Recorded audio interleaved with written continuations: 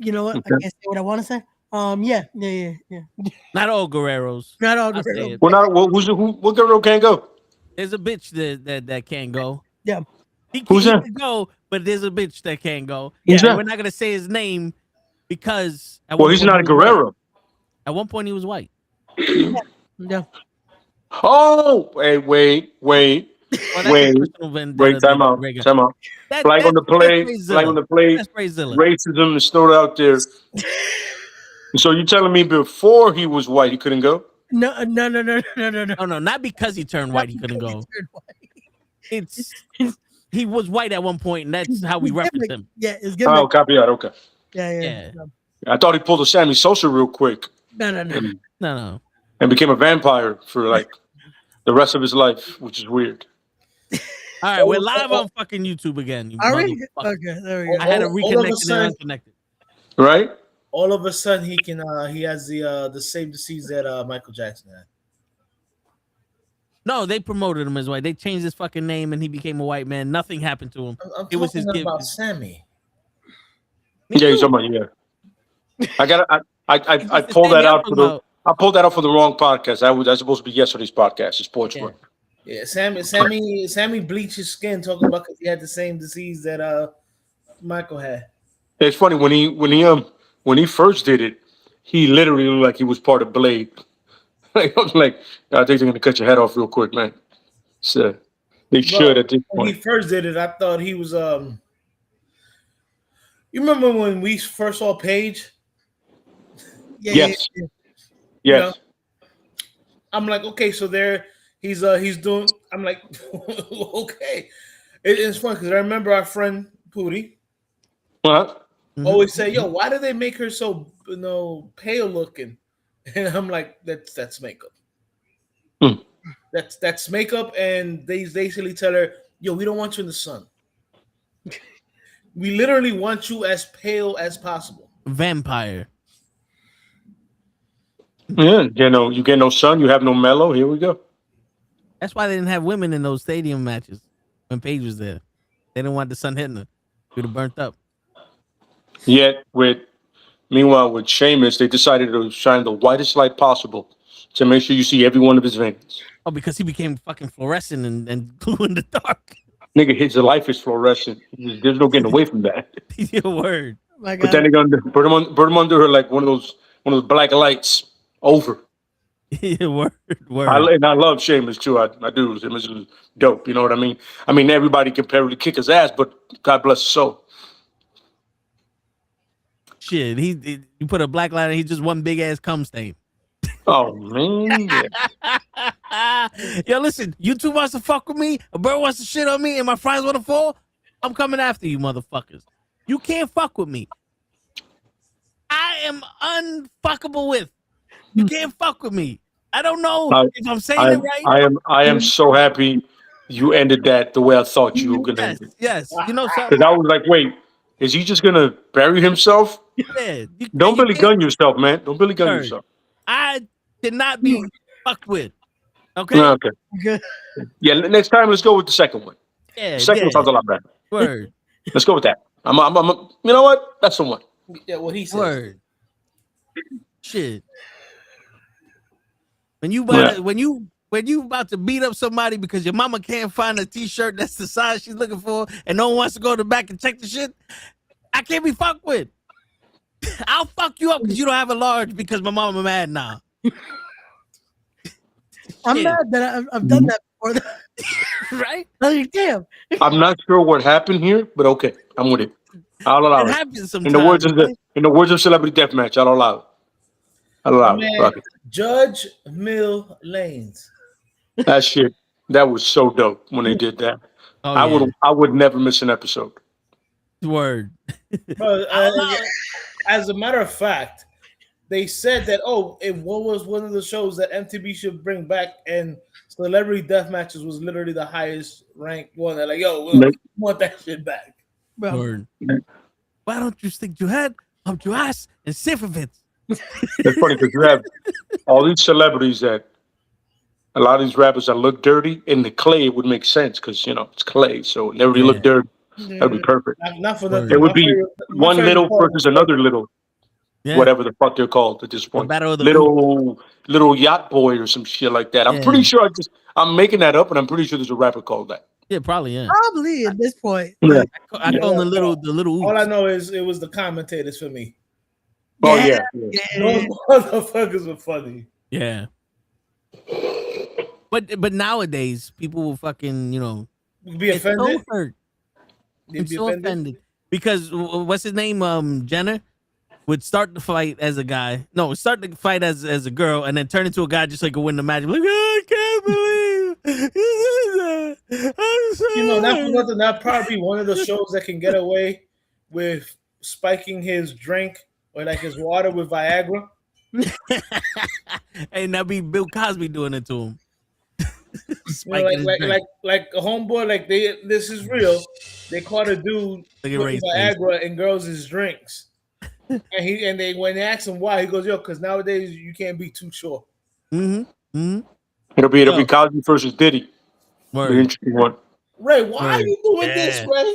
Why are you doing this? Did he's fighting sleep and Bill Cosby just fucking flipper? It was an actual thing that happened in real life. no, I'm mad because someone sent me that shit this morning. Wait, somebody Okay. spiked somebody's drink with a It Viagra? was Yeah. There was this white dude going around, like he would go to the club and he was, instead of like spiking it with a roofie or whatever, he was putting Viagra in it to see if the girls would. Yeah, someone sent me that shit this morning. I was like, yeah. So it was because he was some dude in Florida. probably, Oh. probably. So right there. No, Florida. It was Florida. That tells you everything you need to know. Done. Word. Pretty much. Yeah. But Ray's sitting here going, "This is why I haven't been on the fucking because these motherfuckers just keep saying shit that I can't be a part of." I'm gonna just keep sipping. This time it's not water. So I'm just gonna keep It wasn't last time. Yesterday wasn't Word. water either. It was water. Word. Don't play with me, Ray. I had a gallon of Word. water, bro. No. That was not a gallon of water. It was. Speaking of gallon of water, because we're gonna transition to somebody who was watered the fuck down crazy. Gosh. Our favorite guy, Jey Uso, because I am so fucking disappointed that I am numb to the level of stupidity and fuckery that they're doing with this man now. I got to the point where I don't care anymore. Because this man went from being a tag team champion, or let's face it, one half of the best tag team in the world, to being the right hand man, to being the man that should have dethroned the tribal chief, to being the heavyweight champion, to now being a little girl.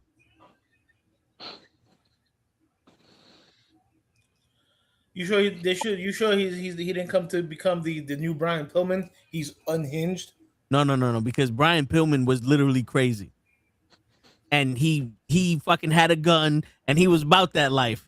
Jey Uso looks like a fucking 12-year-old girl that's throwing a temper tantrum, and his brother is awesome. Oh man, you got him mad. Fuck. Jimmy Uso's awesome. Fuck, now I gotta fight you because you ain't got this shirt in the medium. Yes. Yo, that's what it looks like though. Like every week now, it's just like, here we go.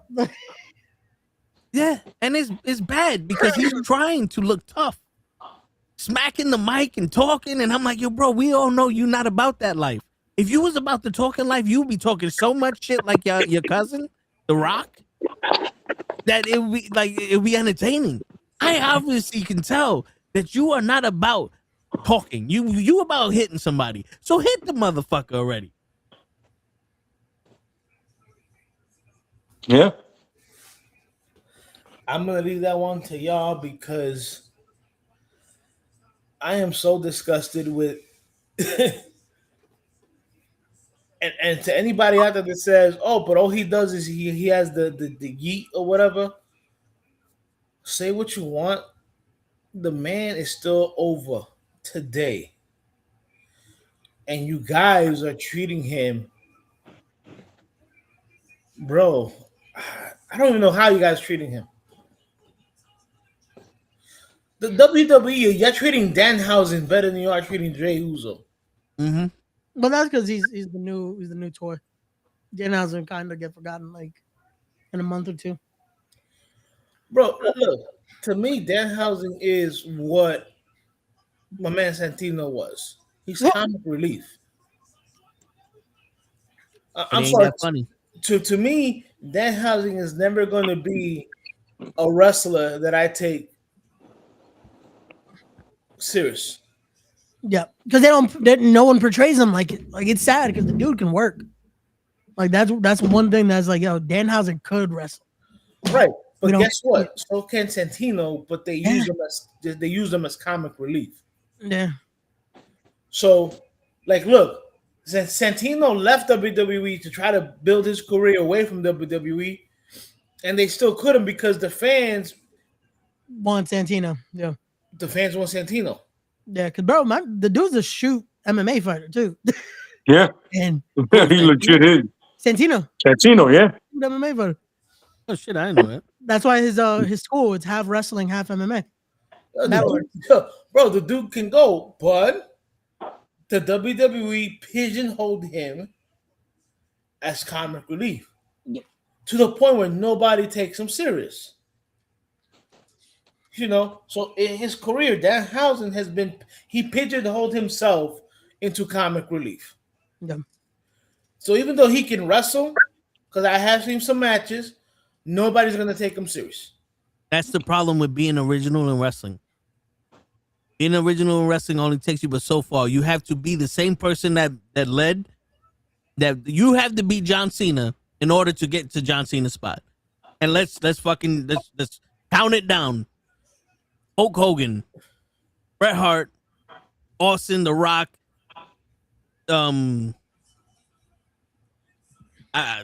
shit, I don't even know in between that and Cena, and then now Cena, right? And then Cody Rhodes. I mean, dude, they all got some similar shit going on. The only difference is with Bret Hart. Bret Hart was on some. He ain't got nobody else, so it's gonna be him and Shawn, and we're gonna figure this out. Cause Diesel left and Razor left, and please don't leave, Bret. Or you gonna leave? Fuck you then. But think about it. Cody Rhodes went from dashing Cody Rhodes to Stardust, which I think Stardust was his best character. Believe it or not, that was the most charisma I've ever seen Cody Rhodes have in Stardust. Yeah. And then he turned into John Cena. Shaking babies, kissing hands, doing all these interviews, wearing suits. Well, because he figured Corporate out, guy. oh, I have to be like I don't know if you guys have seen yet. He just did the podcast he does. He did it with Matt Cardona, and he legit explained his last day in WWE. And I'm like, this kind of makes sense. When you go up to one of the producers and you ask, "Hey, so what do you need?" Does it matter?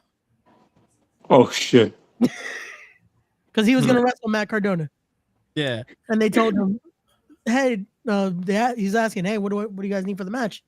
Does it matter? You guys wrestled like 8 times already." It's crazy that the producer now no longer works for the company. So it's like, I mean, with a reply like that, you know what's sad? Well, That was Road Dogg that replied that way. Really?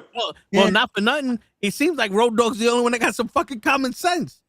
Because if I'm watching that match for the 8th time in a row, I don't give a shit about it. You can do whatever the fuck you want. I'm not paying attention to this. But that's the problem. It's like, as a producer, you gotta kind of say something to make it make sense. Like, do this time around. Do this. Maybe we'll find something from it. You don't just say, doesn't matter. If I was the producer of that 8th match, I would have said, "Stop breaking the law, asshole!" and hung up the fucking phone.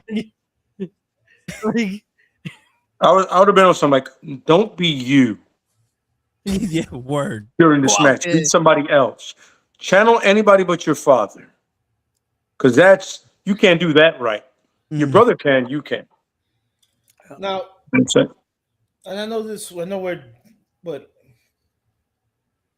did they legit bring Matt back to WWE, or he's just doing spot appearances?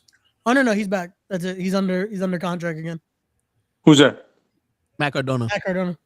Oh, yeah, that's right. Yeah, no, he's back. He's back. Yeah, he's back. In his contract, it says this is the best we could do. You knew where I was going with that already. We like this. I think all of us knew where you were going the minute you. Yeah, absolutely, yeah, absolutely, yeah. Again, my guy has not been there for what, a month, and he's already on main event. It's like you hired him with Hobbs, bro. It's like, what is happening here? Like, I get the purpose of main event at times, but it's like when you have guys that still are doing stuff on TV, it's like, why are they there? But Ray, you're forgetting, Hobbs had the privilege of doing Stephanie McMahon's podcast.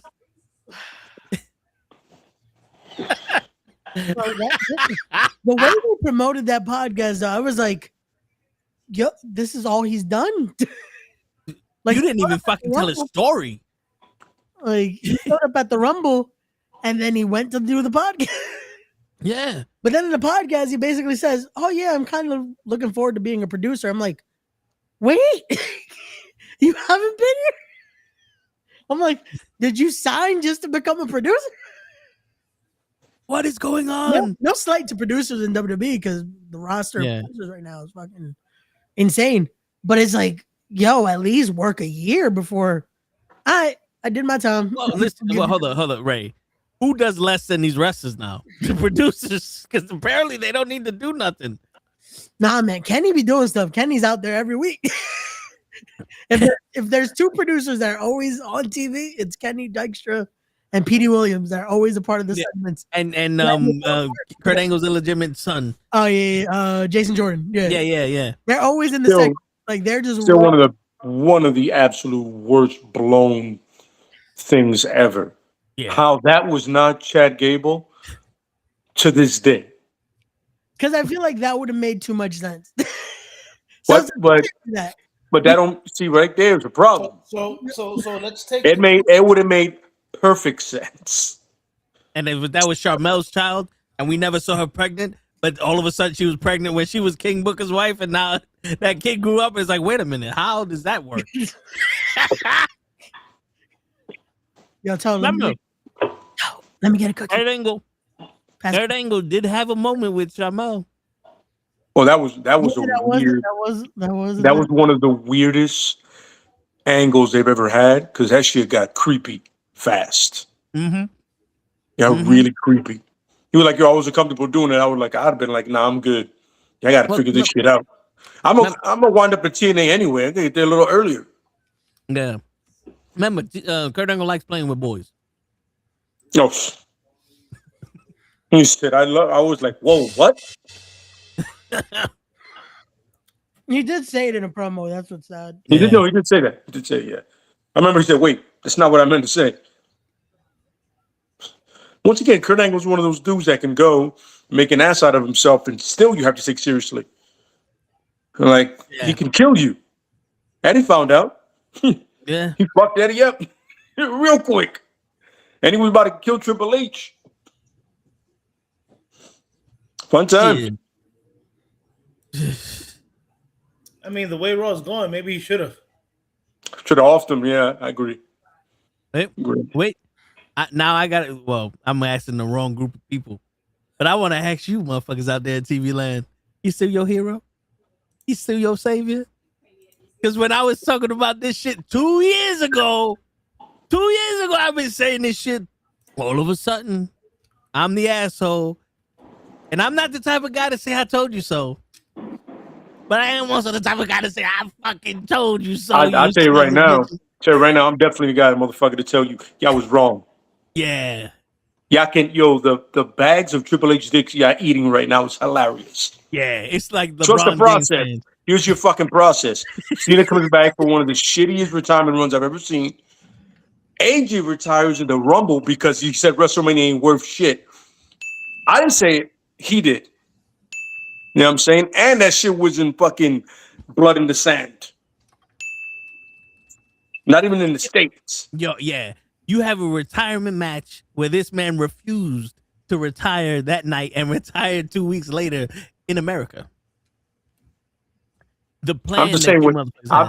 I just remember that WWE would always push WrestleMania as the creme de la creme, and AJ just shit on it. He said, I don't think it's what it was once. I think his exact words were, once Logan Paul started wrestling at WrestleMania wasn't shit.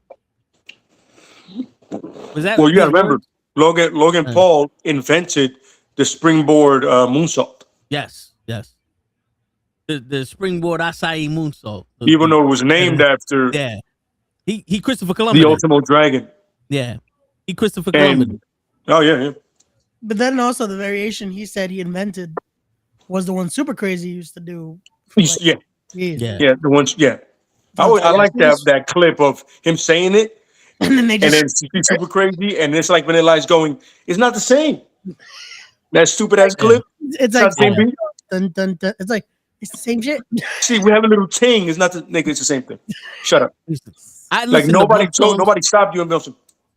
I listen to both songs and I don't hear a distinct. Like I don't hear the same song. I hear two different songs completely. All I have to say, and I'm playing devil advocate here. Oh shit! Is it really Triple H, or is it TOK? It's Triple H. TKO, whatever the fucking the people are who bought it out, who literally told The Rock, "Oh, we need you to do this or do that." It's Triple H. You know why I'm saying it's Triple H? They can't hide no more. Tama Tongue is out here fucking TikTok in the backstage, right next to the fucking Unreal, fucking cameras. Nigga, we see you. Do you not know we can see you? Literally put your business out on the street. You can't hide no more. He still got. You can't hide no more. That shit was crazy. You know what I'm saying? Like legitimately, you can't hide no more. My guy got fined in the 6-digit round too. What's the name of that thing on Netflix that they show the backstage shit? Unreal. The real, right? I'm sorry, I don't. Like I said, Cody's champion. I left the products for a long time, and I've been legit about that. It's not a good show. Like it's it's bad when you start off with Paul Heyman and he says, "Yeah, I don't like this. Look, I don't like this." It's funny, even for as crappy as Seth Rollins is as a character, like Seth Rollins, I get where he goes, "Yo, I don't like this either." Yeah, you know what I'm saying? Like when you got guys talking being in front of the camera telling you, "I don't want to film this shit." Even CM Punk said, he goes, "Oh, I'm not a fan of this shit." So Unreal was Triple H baby. That was. I think that was a Netflix thing. They had to do it. They wanted that. They wanted Unreal. You know, Netflix has to have 897 shows from one product that they have. Yeah. They gotta just milk the shit until there is nothing in it. That, but but Unreal signed the contract with Netflix. It's probably TKO. But what I'm saying is, Unreal is exposing that in the room, Triple H is making the decisions. Oh yeah. Out in the stage, Triple H is telling them what to do. Mm-hmm. Triple H has his hand in shit. Literally, John Cena goes, "I hope we do this right." And Triple H is like, "Well, it's 25 years. You have to fuck this up bad to fuck up your career." And he said, "Challenge accepted. I can fuck this up bad." And you know I hate John Cena. I don't I don't give a shit. Like I didn't never give a shit. Right. But I can even tell you he deserved better than that. That was one of the topics that we spoke about it for weeks. Yeah. I'm telling you that. So I took my son to that SmackDown where he turned face, essentially. Yep. And everybody there was like, "What the fuck did I just witness? What the fuck just happened here?" Like, yo, there was a dude next to me, full John Cena gear. No shame in his game. He should have had a lot of shame. No, and like in the green one, right? And the nigga legit goes, "What the fuck did I just see?" And I go, "Cena." And he literally looked at me like I was a scum of the earth, but I was in wrong. No, he wasn't. And it's funny, that same night is the first time I witnessed live to. Yep. Yo, 4 different times. We should have left 45 minutes before. But for 45 minutes straight, they were on some. Everybody was eating. So what I'm saying is they fucked Cena up and they also fucked Jey Uso up. Yeah. But that Cena shit was sensational. I saw fans just tight that they was rocking his gear. Oh yeah. That shit was awesome and sad to watch. Bro, look, I was never the big Cena fan. Like I liked when they let him come out and rap because some of the shit was funny. Yeah. And, you know, and Agreed. let's Yeah, not, agreed. and That let's was not his get best it. character. That was his best character. Yeah, and let's not get it. Let's not get it twisted. The night he slapped Stephanie's ass, we all wanted to be him. Yeah. I really wanted to drop kick her face like Ziggler, but whatever. To each his own. Everybody has your thing. You know what I'm saying? I mean, I need a little more. She looks like the lady that she looks like the Karen of the WWE. It's just me. I'm just saying. no, bro. At that time, she was hot. And when else are you gonna say you was able to smack the ass of the boss's daughter If you're Macho Man, I guess on when live he was TV? 16. On live TV, Oh, I'm sorry. My not bad. behind the scenes, no, on live TV. Well, in front of her father, and he can't do anything about it. Yeah, you're right. Good call. When you're Triple H. Right, but it's Or like Shawn Michaels. But whatever. and Sunny Days. Yeah, how we get it. But it's like, dude, you literally had him look into the camera. You literally said, yes, we're going to have him look into the camera, smirk, and then tap out. The dude built his career basically for the last 20 years on never giving up and never quitting. And you're going to have him go, Yeah. All right, yeah, hold up. So yeah, if you are the reason for all that shit, then yeah, bro, you suck, bro. Word, but I have to defend Ray. Look at Ray's face. Ray is like, I didn't come back for this shit. Ray loved that. Ray loved every second of that. I still say it made sense. It was poetic. Really? Right? That was what it was. It was Explain poetic. the theories. Was that the thing? It was poetic? was That's how I looked at it. It was one of those. No. Hey, as long as you stick to your guns, brother, number of respect, man. I'm Like, with it. You know what I'm saying? I know what I thought. and it's like it's if you were gonna go that route, the rest of the run needed to be that poetic. That's like now it makes sense because he had a hero's run. Now the hero finally, okay, it's time to fucking take off the boots. But it's like you gave us that last year. It takes away the fucking message of the end. That's like, bro, at this point, this doesn't fucking matter. That's when Road Dogg should have been like, does it matter? Like, True. Very true. because it's like, man, like the worst part is him admitting he offered to wrestle the full year. Like he offered to do multiple more shows than what he was advertised for. Well, whoever decided that he didn't need to do all that, I applaud you. I applaud you. What's going on, Janelle? I didn't need to see him that many times. Yeah, but it's funny because I don't know who are the people that go, these matches are good or whatever. His last matches were absolute fucking garbage. Yeah. They were trash. His matches were trash. AJ's AJ, so I can never tell AJ sucks. That was the only match that, like, out of that run was like, okay, this is what we expected it to be. Him and AJ can now pull off a bad fucking match. Like, But that's AJ though. Right. That's what I'm saying. It's like, AJ shows up, I'm like, one side of this match is gonna be sensational at least. It's true. Like, it's also like, I can't. AJ, I can't do no wrong because I'm that good. Correction, phenomenal. The word is phenomenal. Yes. True. But dude, look, But this is the guy that they call GOAT. Well, yeah, I mean, he might be their GOAT, not my GOAT. And I know everybody here, except for maybe Ray. Yeah, no, definitely not mine.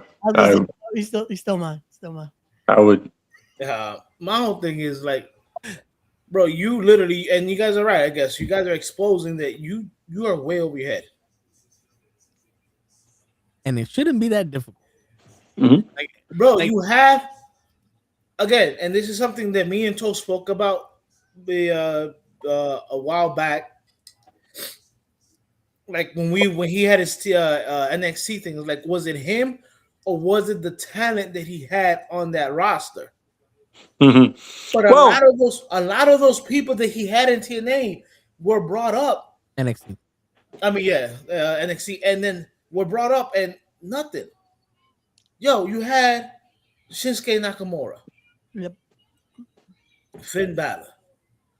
You know what I'm saying? Like these, there are more, but those are just two examples of guys who you brought up to the main roster, and especially with Shinsuke. You know what I think the difference is with NXT and the main roster is? When they're about to do TV on NXT and they're putting on a match, I think the question they ask is, what do you guys want to do? On the main roster, they go, this is what you're doing. I think that's the biggest problem. That's why Triple H's shit isn't transitioning well to the main roster. Because when you have talents like Finn Balor and Shinsuke and Sami Zayn and Kevin Owens and Sammy Gargano and Tommaso Ciampa and fucking all those other people, they got ideas. Yeah. They have experience. They know what works and what doesn't work. Yeah. And they are able to show the raw shit. Yep. Well, here's you go. There's a good question posted right there.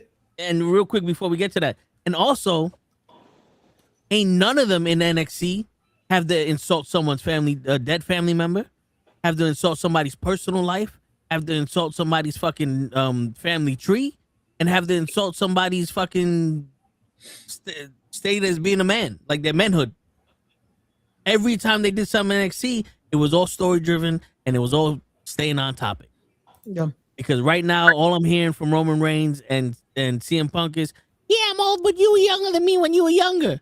And I can't believe you said something about my father. Well, don't say nothing about my dog, because I'm tough. Remember, I was in the UFC.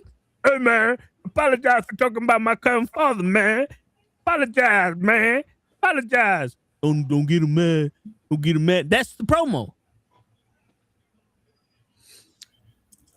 Now, mind you, WrestleMania promo. Now, mind you, and I've said this with Toe repeatedly.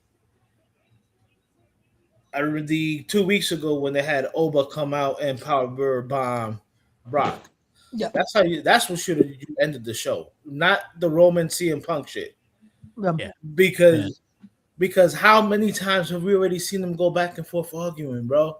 This is like fucking year 4 of that show that started off good. And in year 4, they literally went back to doing what they were doing in season 1. And you're like, so it's lost. Yeah. Yes. Understood. Got it. Like, I've seen this before. It's like, you know what? We're just going to go back to the island. But what was the point? Yes, absolutely. So even though you got off the island. Like an arrow. Yeah. We're just going back. We got nothing else. We don't know what to do now. Nope. And it's you know what it is? It's what's showing that the Netflix, the Netflix era might not have been the best call. Because we're here thinking, yo, it's the best call. They can go back to being a little bit more edgy. Nope. Like, now, mind you, they do drop a curse here and there, but it's not edgy. You're like, I feel like I'm watching a trailer park show.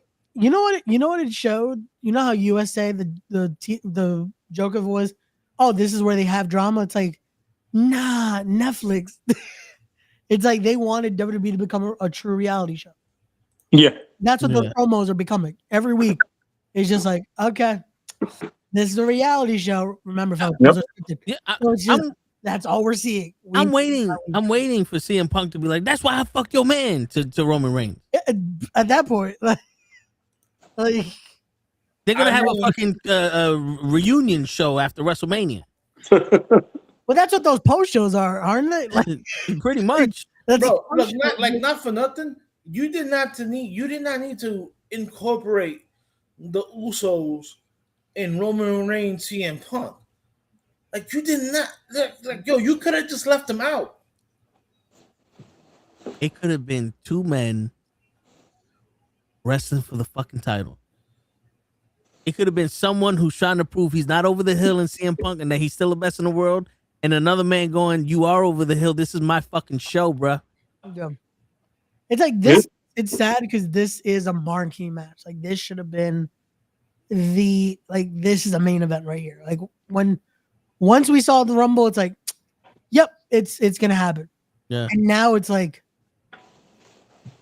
how do you ruin it was a layup. That's all you had to do. It's right there. They set it up for you. You're good. And this is what you give us for 3 weeks straight.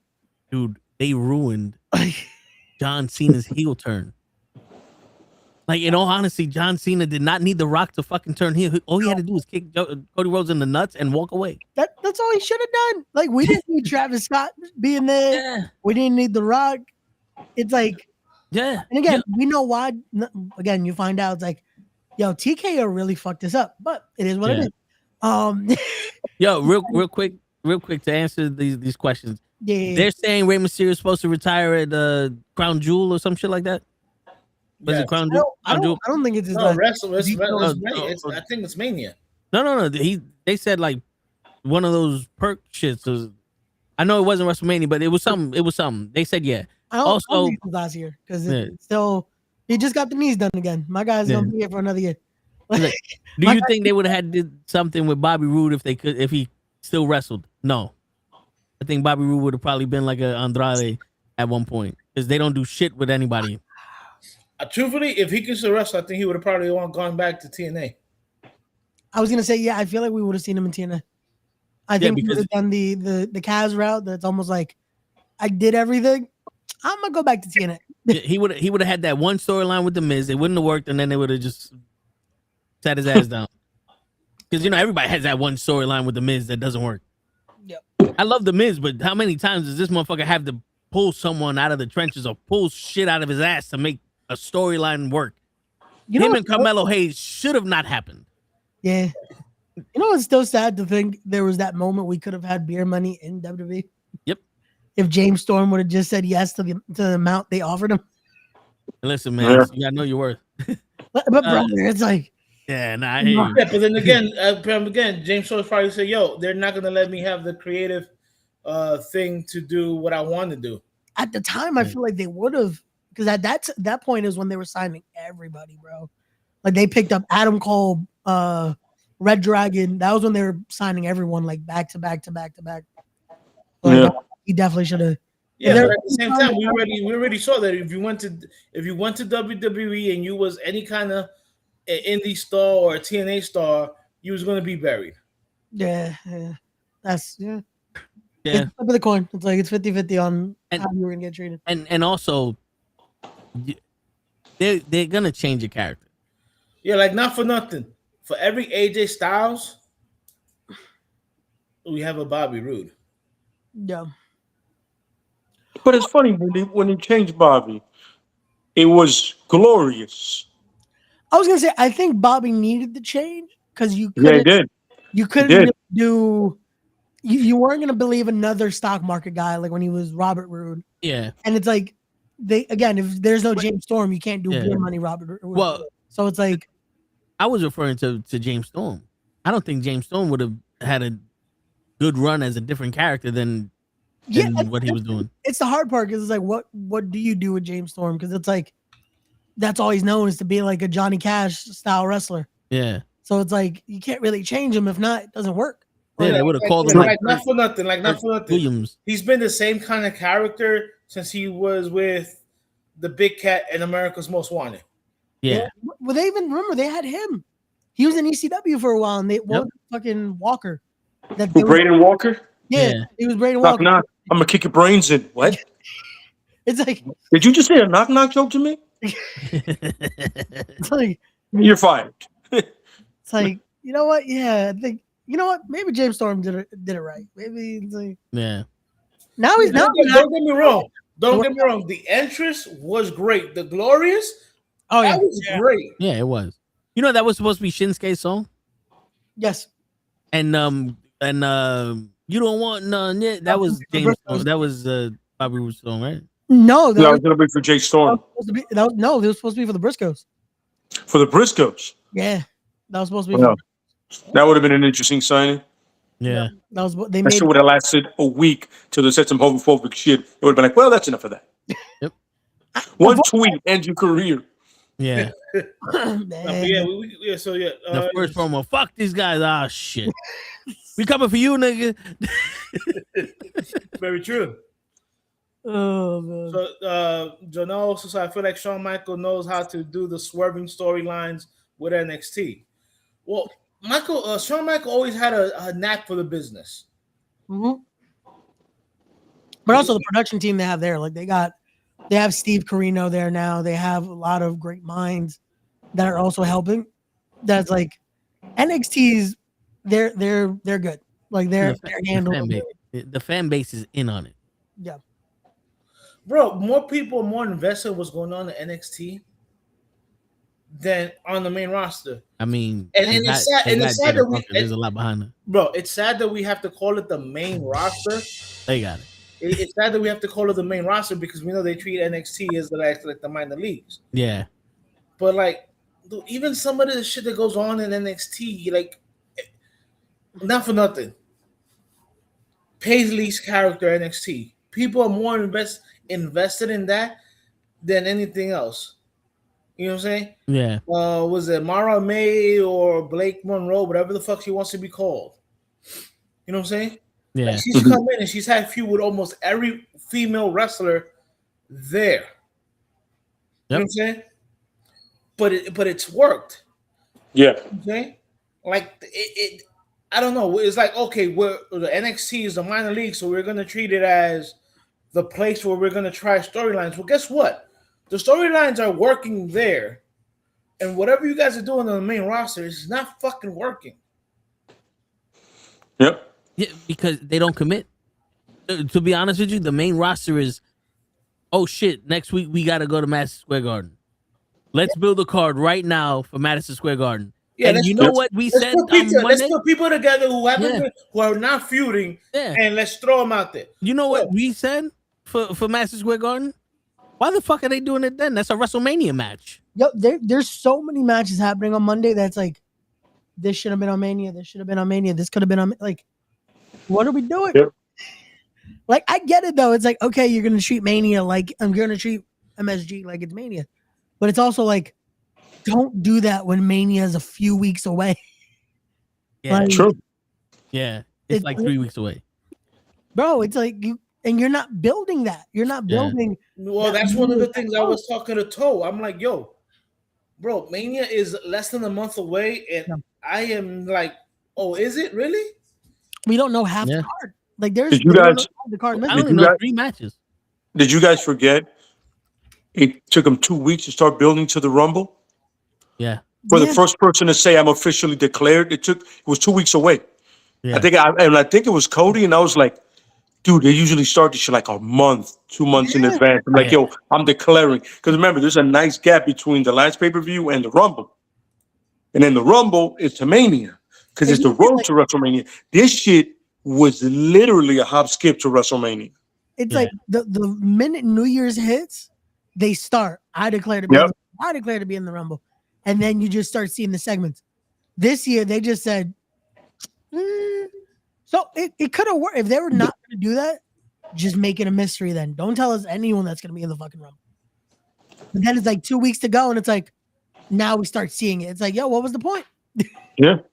Like, you could have left it a mystery. We could guess, like, yeah, Cody would be in there. Randy would be in there. These guys like that. But just don't tell us. Let us just fucking find out when we watch.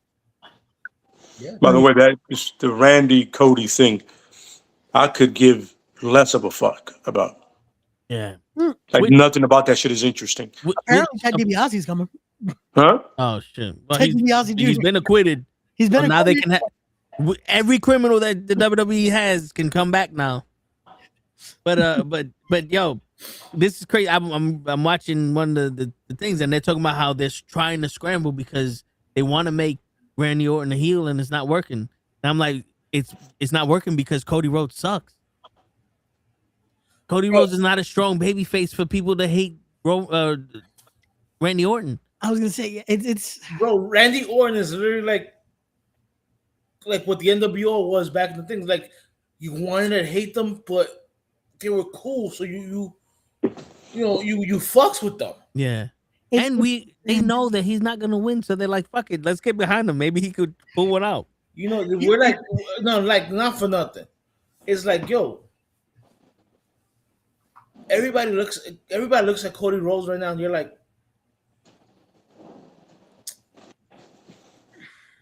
yeah. Yep. I think you probably would have had a better match had you had McIntyre keep the title. Mhm. And then you could have fucking put Randy as the face. That's another thing that they need to stop.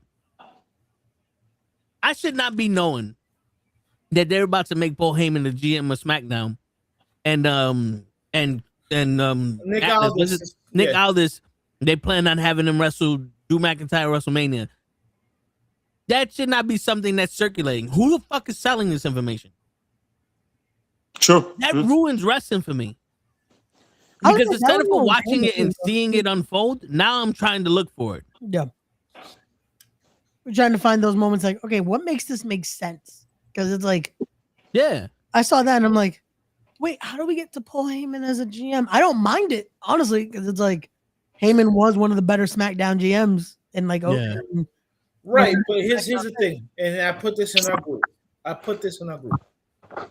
So basically, what you're telling me, since Seth got hurt, Ron got hurt, and Rhea got hurt. Yeah. We're even though you still call Logan bitch and Austin Theory division, we're gonna keep them as division, but we're gonna take Paul Heyman away from them. Well, they're kind of slowly but surely doing it because Bro, he wasn't with them on Raw. Yeah, he was with Brock, and then he had his own segment with Seth. Like, so little by little, he's leaving the vision, or this variation of the vision, which is like. But my whole thing is like, I get it. The three people that you had started, they all got hurt. Yeah, you know what I'm saying Austin Theory. I've been saying it for years. Get him away from Ready Player One. Get him away from that guy. Let him be his own dude. Yo, they forgot they weren't together on Monday though. Like me and Tel were joking. It's like, yo, their gear still was tag team gear. Yeah, they both was wearing the black and gold like if they were together.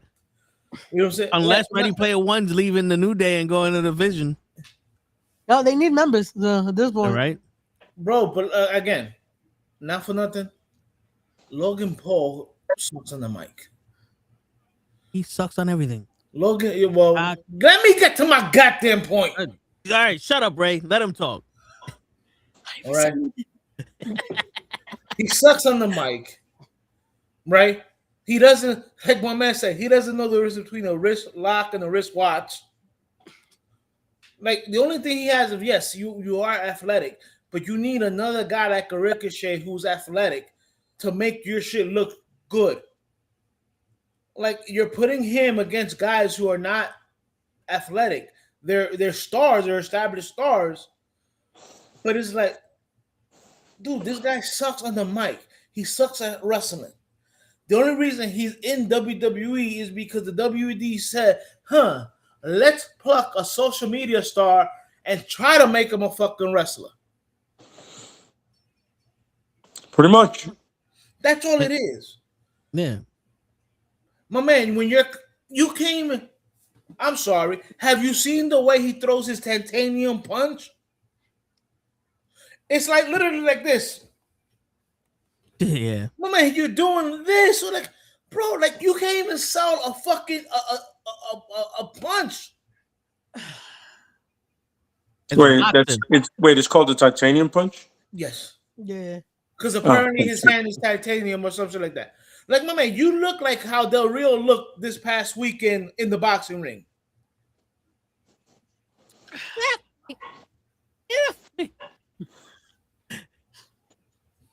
Whoa, stop. It's horrible.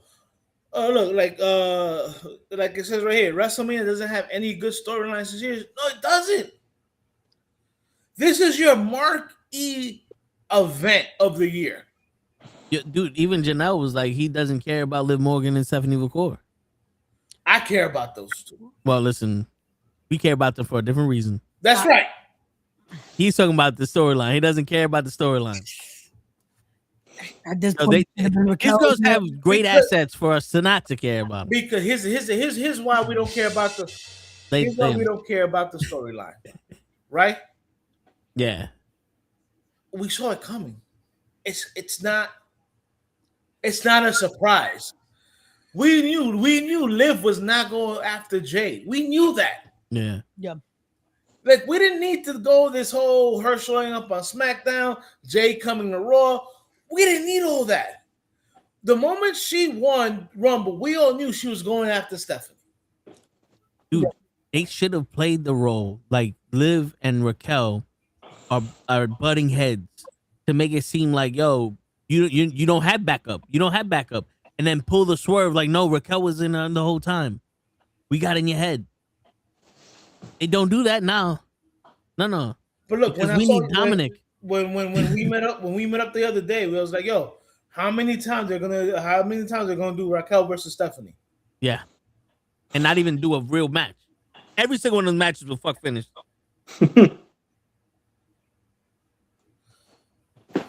Like, bro, I've seen Raquel versus Stephanie so much that even if they have a great match, an all-time great match, I'm gonna be like, nah. Yeah. At this point, the next time I see them together, Raquel better be fucking champion after. That's where I'm at. You better do something. You better do something with that shit. Because it also, Stevie Richards was pointing out how Natty and Maxine were both over before they started working with each other. And the minute they started working with each other, no one gave a shit anymore. No. He was like, yo, you regressed. You went backwards. Big time. It wasn't like you took a step back. You took a giant step back. Mm-hmm. Because it's also with the Natty character, it's like, okay, we need someone that makes it make sense. Like, you had Maxine beat her, and it's like, wait. The way that should have gone was you should have let Maxine keep the title with Becky. And then when Natty's in the ring with her, have Natty do her tornado clothesline, and that's how you turn Natty heel. You know what I would have done? And now this is just me. And I know I know that show, I don't live. I mean, told this is a kid show, so no baby oil, none of that shit. No. No, this is legit shit. I know I'm the only one that thinks outside the box, and sometimes I'm stupid until proven innocent. But what I would have done was I would have had Natty win the Intercontinental title from Maxine. And the match at WrestleMania would have been Natty versus AJ Lee, because Natty could be like, I was the best Divas wrestler in that era. Yes. Not you. That to me is more compelling because now Natty is more serious. She's not the cat loving girl that she was in the Divas era. She's not wearing the pink and black and being all pretty and all that other shit. She's not making friends. Now she's serious. Yeah. AJ Lee's coming back. She wants to test some metal. Who better? Who better to test the metal on? True. I don't want to see Becky versus AJ Lee again. No. I didn't want to see it the first fucking time. Not for nothing. When they were fighting because the men were fighting or whatever, that was okay. I didn't want to see it then either. But you brought back AJ Lee because CM Punk needed a female to stand up against Becky. Fine. Should have been a one and done. That's it. Yeah. No, you're not wrong for saying that, you know. You know why it's also like people don't care as much anymore for this one? Because we know what's gonna happen. AJ's gonna have her Mania moment and then drop it on a random Raw. Pretty much. So it's like you're building up just for us to be like, Well, look, like on Monday when Becky said it, you know, you literally walked in on into the office on a Monday and walked away and left for 10 years. Yeah. Yeah. Bro, if that's not foreshadowing, I don't know what is. Yeah. Yo, but think about this shit, right? It's just I don't know who the women's United States champion is. Is it Julia? I think it's still Julia. Yeah. All right. Well, just think about this. You have It's a waste of time. I'm sorry. Yeah, no, yeah, that woman can go, and you literally Yeah. have not given that lady any airtime. Yeah. I would have the SmackDown title, the SmackDown Women's title with Jade versus Rhea. Not that your body's not built for this. Just straight out, you think you're a bad bitch, and you may have proven it to some rookies. But I am the measure of how bad you are, bitch. Rhea should be, I'm the veteran here. I'm the one who says if you bad or not. I'm your test. That should be the match. Yeah. That should be the story of that match. Liv and Stephanie should be Liv and Raquel butting heads because both of them want that title. Yep. And Stephanie, because to be honest with you, Stephanie's character, besides being the best in the ring, Stephanie's character is I'm ready to fight anybody. She still has that luchador shit in her. So for them to add Liv and Raquel's little dynamic, it helps with the match because now Stephanie doesn't have to carry as much. To me, that match should have become a triple threat. Yeah. And then you sell it as them butting heads till the match. Yeah. And they do the swerve of, oh, we were just fucking with you. We're still together. Right. But Raquel does what Liv did at the Rumble. She finally gets her comeuppance and gets the sneak win. Because then you have Raquel finally have her Mania moment and you built up, oh, this worked. Yeah. And now they have problems. But then that gives you something to build off where now you have a backlash match. You have something that gives you a few months of storyline instead of we got to start from square one. Yeah. And that's the problem. Like, bro, Mania is the marquee, but Mania isn't the end. People forget that. This isn't the end of storylines. Right. This is where a lot of things these like with that match moments. Yeah. Like with that match, you could have even had the oops moment where, you know, you get once the match start, like they look like they're against each other, whatever, and then they turn heel. But then you have the one moment where Stephanie, like, I guess drop kicks them when they're like hugging or whatever, and or you do something where Stephanie does some move, but she takes herself out, and then Raquel just falls on top of Liv, and Raquel wins the title.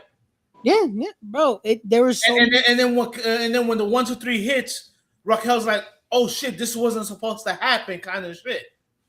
Yeah. You almost do the fake out though. That's like, oh no, like the it's the half smile, like, oh my bad, oh. And like Shawn Michaels at Survivor Series, like, yeah, what was I supposed to do that? Right. But like, there's so many ways you can do this. Yeah. And we're literally here talking, going, yeah, that don't make sense, bro. And that's the problem. Like that shouldn't, like, I know we would complain a lot about when things was too predictable. This shouldn't be an issue of what the fuck are y'all doing now? Yeah. Now like, it shouldn't be an issue of, okay, now we're confused, like fully. It should be, okay, leave us in suspense, but don't leave us like, wait, do y'all even know what you're doing? They don't. They're literally making it up as they go. Case in point, Jade Cargill. Yeah, bro, yo, me and Toe said it though. The minute they lost the tag titles, we're like, okay, we know the Mania match now. Yeah. Like, it was like, okay, I don't mind it, but it's just like, you're building it so weird. Yeah. But it's not even that. Look what happened this last SmackDown. Yeah. When you brought Jade in, you automatically put her in with Naomi. Yeah. All right. And they glacier entrance. Yep. Correct. But Swear to God, I saw that. you I saw that automatically shit. I thought she was gonna break out the card. I was about to go. I've seen listen, his. I wait. Time. I was like, wait. Well, hold up. I've seen his entrance. It right, was Sub-Zero. I mean, it was Glacier. right, Yeah. right. But look, I my remember whole I, thing I is, said it. I said it to a friend of mine that he was watching wrestling with his son for the first time in years, and he goes, "This reminds me of somebody." And I say, "Oh, it's Glacier." He goes, "Oh shit, that fat white guy that didn't know how to martial arts at all." I was like, "Sub-Zero, bro." right. But look, I'm sorry. my whole thing is, you brought her in. You automatically put her in a team or a faction with Naomi, right? Then you break them up because you think she's ready after she does her rehab or all that other bullshit. And now you're putting her back with two other girls. And I'm Which, sorry, I don't yeah. know about the bitch with the red hair. I'm not a big fan of her, even when she was with the Street Profits. But I do know one thing: Mia Yim, aka Jade, because that was her name in TNA, can fucking go. Just like her girls in AEW when you had Kira Hogan and Red Velvet or whatever, Yeah, Red Velvet. whatever. I thought you Keisha, said brother love. I was about to go, what? you know what I'm saying? Like those are Love me. I'm Kira, sorry. Kira Hogan could wrestle. I Yeah. love You know what I'm you. saying? And now I'm like, okay, so you guys don't trust her enough, so you're putting her in No. another faction. Yeah. And the best part is, you're literally telling us we She don't know can't. what to do with Mia Yim or this chick. Yeah. So guess Yeah. what, guys? Act like you didn't see her get her ass whooped every week. And, Yeah. and the fact is, we don't think that you can be Rhea Ripley by herself. So we're gonna Yeah. surround you with some people. So if you by chance retain the title, you know what I'm saying? You Yeah. already have people around you. I mean, I'm sorry. Like I looked at it, and you're right, Ray. The moment that Rhea and Io lost the chip, Yeah. we knew one of those girls was going to leave SmackDown. I mean, was going to leave Raw. We Yep. knew that. And the sad part with that faction though, it's again, it's we are trying to protect Jade, but it's also like, yo, how long has it been since they signed her? Like by now, come on, like they have some of the best trainers you could have. No one's working with her on improving in-ring performance and improving what her character is and all that. Like, Bro, you know what I think her issue is? I don't think her issue is that she can't do it. I think her issue is that she can't do it without hurting someone. but You that ever notice how when she does that bicycle kick, she hits these motherfuckers hard? yeah, that's a And fucking problem. yeah, it is a problem. And like her best match was with Athena, and that was when she was laying it in on Athena. Yeah. Like, I don't think this girl knows how to pull back. Yeah, that's not good. It's not good. Like It's that not- was the issue. That's the issue they had with Nia Jax, and then Nia Jax finally was given the fucking tata quieto till she fucking now she's at least. Bro, they pulled her off of TV for months when she got attacked. But that's what That's I'm saying. Like, how did they not use that time for that? Like, it makes no sense if you put so much stock behind her, and it's like this the second company to do it too. Which again, she has the look. She has. Well, I was about to say that it's like she's just like a lot of these wrestlers. Yo, she has the look, she has the physique. Yeah, and there's potential there. That's the sad part. It's like I would get if it's like, yo, this is just a lost cause at this point. But it's like, no, there is potential.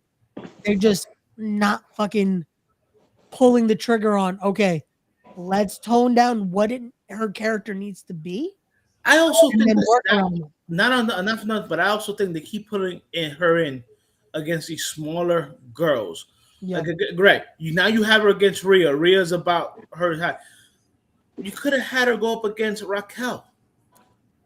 And that's what I was hoping the match was gonna be, because I feel like that would be her biggest test. Because it's like, yo, if you can't work with someone your size, now there's a problem. Because it's like, Now, mind you, we've seen her. Raquel having an issue of taking a fucking stiff shot, you know? Right. Like we've seen her. Yes, you literally are ransacking the smaller opponents. Yeah. You know what I'm saying? I think that's why they put Rhea there Yeah. to be like, okay, let's see if she can at least work with Rhea. Because let's not sugarcoat it. Like I see Jade and I'm like, yo, she has the Greek female. She has the physique. She has the Greek body or whatever. Oh, got it. Yeah, yeah. The 10-pack or whatever. You know what I'm saying? Yeah. But it's like, yeah, she's like what 6'1", 6'2". Yeah, she should be ragtagging these 5'2" girls. You know, like don't give me the Rey Mysterio versus the Big Show every time. I'm sorry. Yeah. You know what I'm saying? But it's the way she's ragtagging these girls, and you're like, yo, that bicycle kick hit. That shit landed. Yeah. Because it's like, yo, Raquel has the issue of it's a lot of times it looks like David versus Goliath, but she's doing it in a safe way where it's like it works. Like, yo, Yeah. I was standing next to Io this week. I was like, holy shit, yeah, yo, she's tall. Yeah. Bro, but not for nothing. Even though we've seen the match 8 times when she wrestles Stephanie. Yeah. Yeah. You know, Stephanie's like 5'2". And she can't lift her up. Stephanie can't lift her up. No. You know what I'm saying? But still, the matches work. Even though we're tired of seeing the match, the matches work because Raquel knows how to wrestle. Yeah.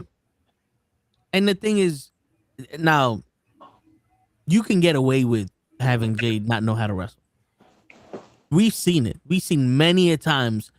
You put her in there with the right person. She doesn't need to know all that. This person could just lead her. Because they do it with Logan Paul. They did it with Logan Paul. And they did it with LT and that Bunny and all these other people that fucking came in there. Rest in peace, Bam Bam Bigelow was awesome. He was. Yeah. He was. One of the greatest big guys to do his shit. Man, I remember when I saw him do a moonsault, and I'm like, yo, a big motherfucker like that is not supposed to be able to do a moonsault. No. Yeah, no, Bigelow was, but he's freaking ninja. But the thing with Jade is that they're trying to reinvent the wheel, and they said, oh, you know what we should do? The same thing she was doing in AEW. And they came out basically saying, we're not going to do the same shit they did in AEW, and then realized this is the only thing we can do with her. Bro, they legit introduced her the same way. Yeah. Yes. Remember, they introduced her before she debuted. They had introduced that they signed her and then kept her off TV for what? 2 months? Yeah. And they were like, train her in the WWE ways of wrestling. But that's the thing. You do that before announcing anything. Yeah. Because it's like they've done that before. There's a lot of people that they'll put here, and it's like, if you're in the business, you know, like, oh, so-and-so got signed already. So-and-so is signed. But they're training them before they fucking finalize the announcement. So that way they're ready to go. Like, especially now with this ID system, bro, there's a lot of people that it's like, you start finding out, oh yeah, so-and-so got picked up already.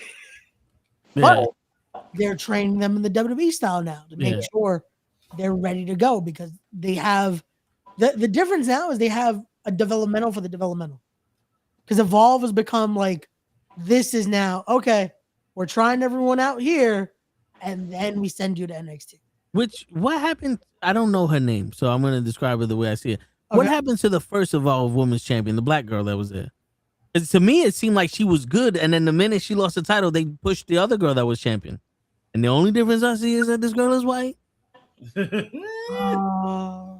one. The brolic black chick. I forgot her fucking name. I never knew her fucking name. That's something like, was Zachner the first champion? I think she was the first Evolved Women's Champion. I think they unfortunately released her from because they released a few of the people that were there. They released, like, Bryce Donovan asked for his release. Zeta Steele had asked for her release. Why? Because they weren't doing nothing with them. Kayla Armstrong. Oh, okay. Yeah. So no, I'm thinking of a different girl. Okay. You want me to show you a picture of it? Yeah, please, because the name's like escaping me right now. It's because you no longer have the red hair, Ray. That's what it is. It's coming back soon. I'm just saying, Daredevil has started, so it's your Hey, cue. It's your cue. Little Matt Murdock in business here. I'm saying. No, but So, here's another question by Janelle. Do you think if it was the other way around, Cody he Her. would have worked? oh, okay, yeah. Oh, hello. She might be Word. ready for NXT. That's why. Because a lot of the people they're sending up to NXT, like they just did, Jackson Drake and the Vanity Project. Yeah, but the girl that she lost the title to instantly got on NXT and started wrestling.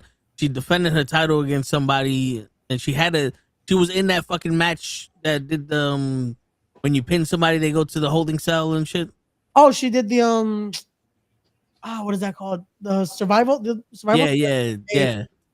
So if it's not that, she might be injured then, because it's weird. They've been sending a lot of people up already. Like that's become legit their minor league now. Like NXT is no longer, I feel like, the minor for WWE. Now it's like, nope, we send you to Evolve, and then from Evolve we test you to NXT. NXT is like, okay, this is now your TV format. Like, if you can do well here, then we'll send you to. you can do well here, you'll fail on the main roster. Yeah. Sadly, yeah.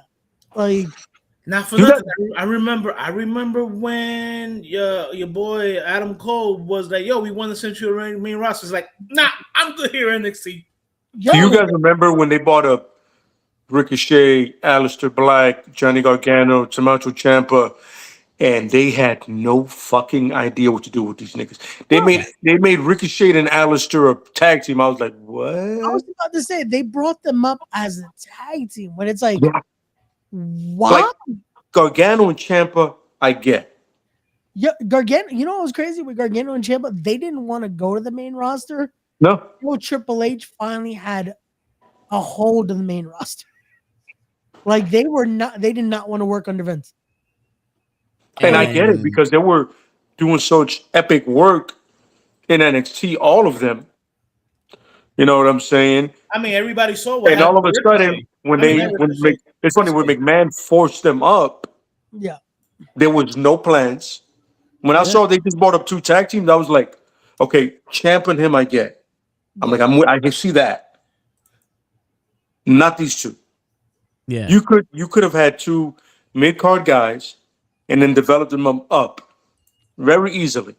Like You could have a Rey Mysterio style kind of guy. Clearly with Ricochet, limited mic work because let's be real. Prince Puma. Ray on the mic is terrible. yeah. Let's be 100%. His mic work is like Bret Hart shit, just non-existent. Let's be real. And then you have Aleister Black, who has that whole thing going for him, and his mic work could be good, but depending on how you allow him to do it, Yeah. you know what I'm saying? But no, they decided two tag teams. I was like, what in the blue fuck are we doing today? Yeah. So we got to remember when they bring niggas up, that's a mindset you got to have. Now, they're going to do that shit to them. I mean, again, look at what they did to Shinsuke. After what they did to Shinsuke, nobody wanted to go up to the main roster. Bro, Ball Shasta was a thing for Shinsuke for a minute. That's like, yo, yeah, again, layup. You had AJ versus Shinsuke for WrestleMania 2 years after they just did it in New Japan. It was a no-brainer what that match could be. Like, all you needed to do was tell them, hey, remember what y'all did in Japan? Do it again. Do it again. That's it. Like, here No, you no. go. It's like But that this Joker thing. time- You just you look and go, here we go. See, but this time they had the genius idea. We have nothing to do with this. What Yeah. you guys did before, do it again, and we'll get the fuck out of your way. I But was gonna somebody say- had put in their 2 cents. But you know what happened? The people who produced that match don't know that Japan is a country.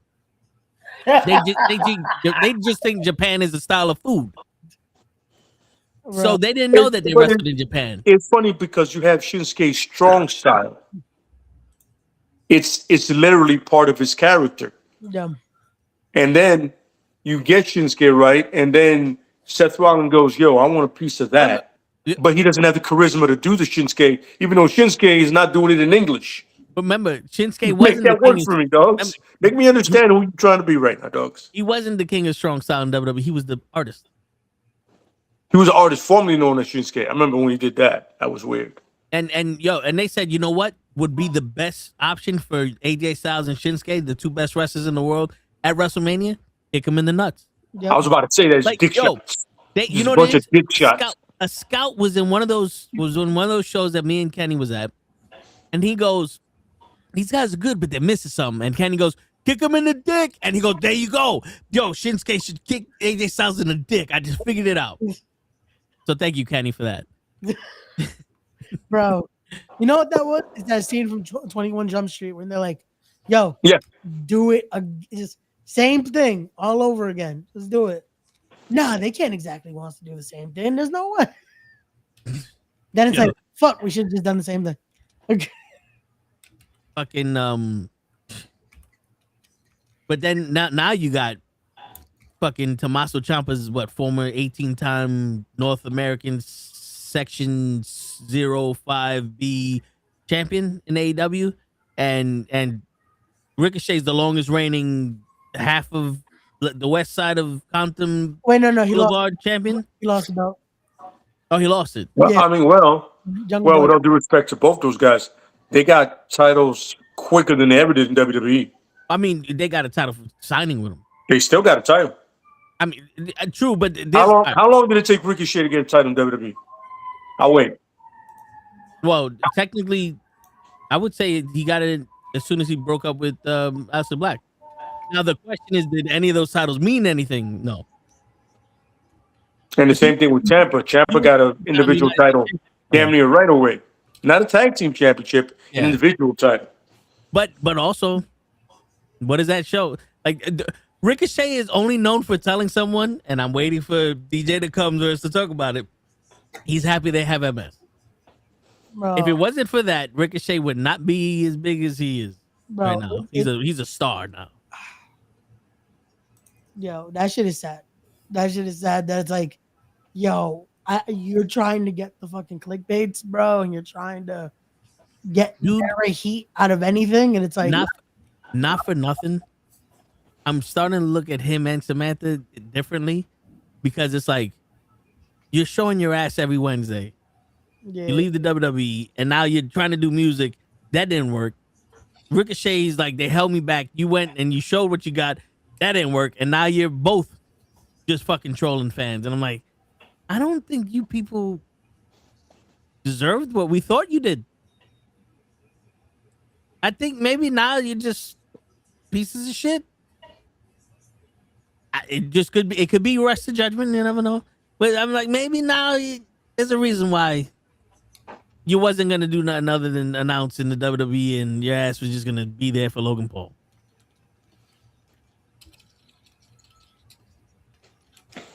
I mean, look at how blossoming Rusev's career is. Wait, he's still signed to WWE, right?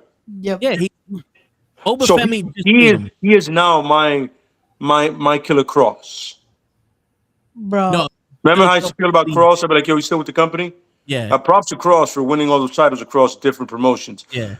Somebody finally figured out how good you are, and good for you, brother, man. Sensational. Oh, by the way, fun fact that a lot of people that we discovered didn't know that. The man's Puerto Rican.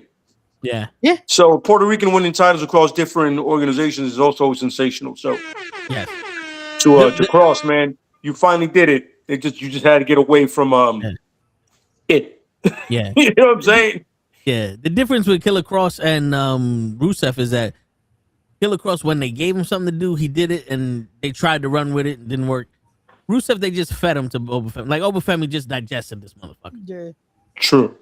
You know It's what- funny because I remember when they did that Killer Cross Dominatrix, whatever the fuck they did with him, and I was on some. Oh, the Wow. Iron Spartacus? We're doing that. Yeah. And No, now By you the can way, never get, you by can the never way, erase that. by the way, and not for nothing. All right. We all know that he is married to one of the greatest smoke shows ever, and you guys still are not putting them on TV. Mm-hmm.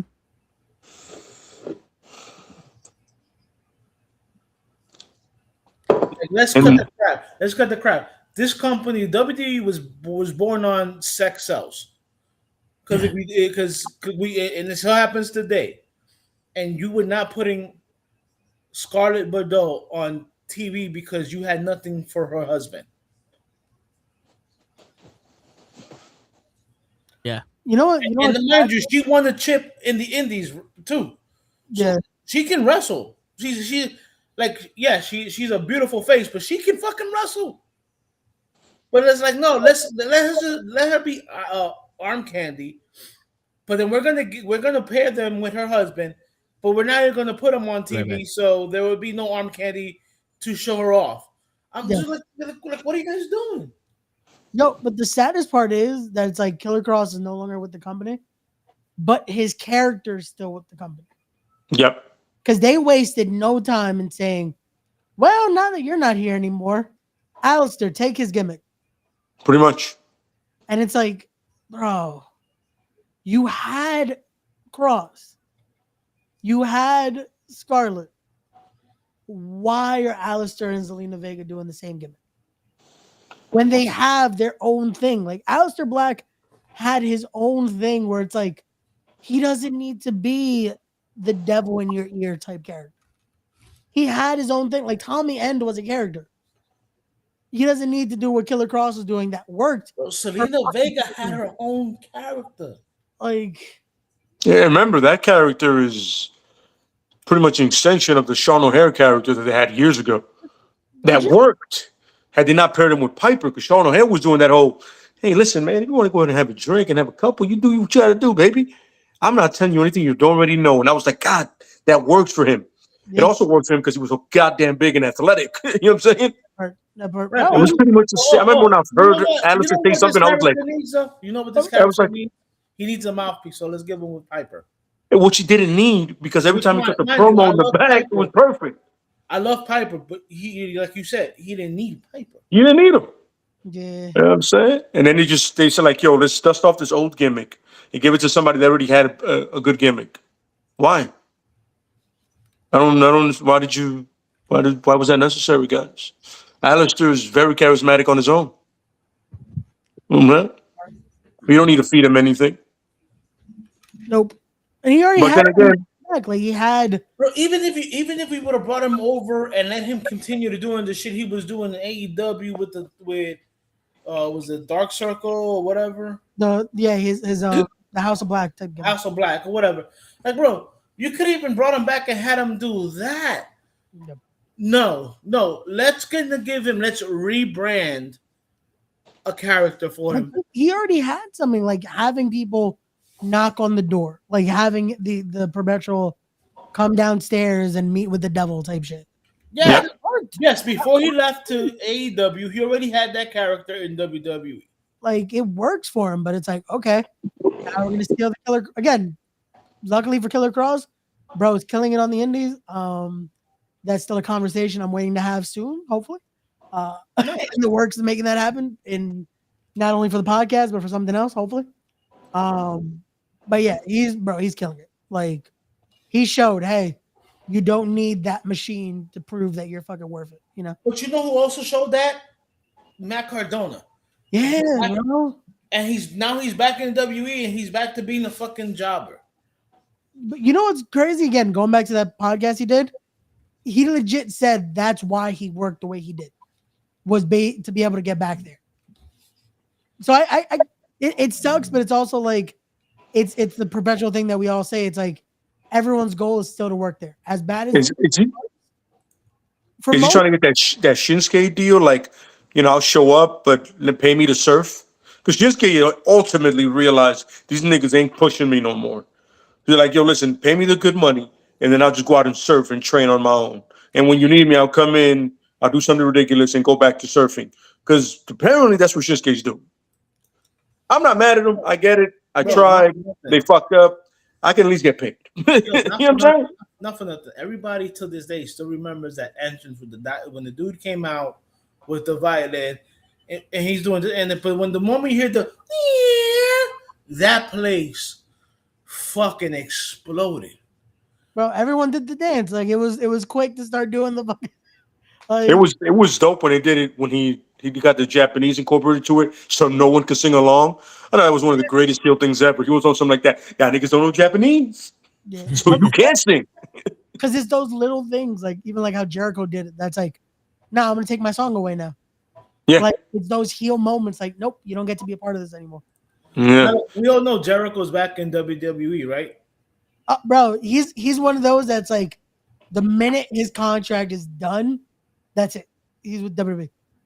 Like he's there. He's just waiting for the AEW one to. But it's funny. He'll come back, then they won't know what to do with Jericho, which is absolutely it'll be fucking mind boggling to me. Not for nothing. I don't need Jericho. I don't need Jericho to wrestle.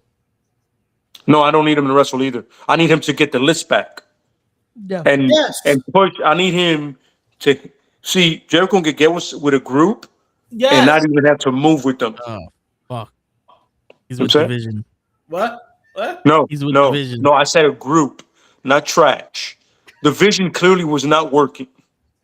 You know what I'm saying? You know why? Because the vision is blind as shit right now. Because they're all hurt. You know what I'm saying? Yeah.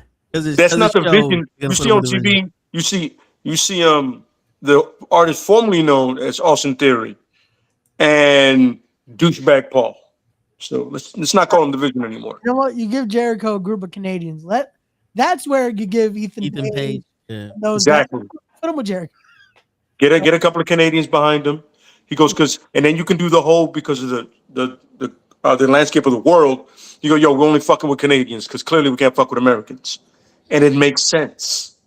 It's perfect. You can bring back what the Heart Foundation did. You can bring back You Team could. Canada. Team Canada. Yeah. I used to love Team Canada in WCW.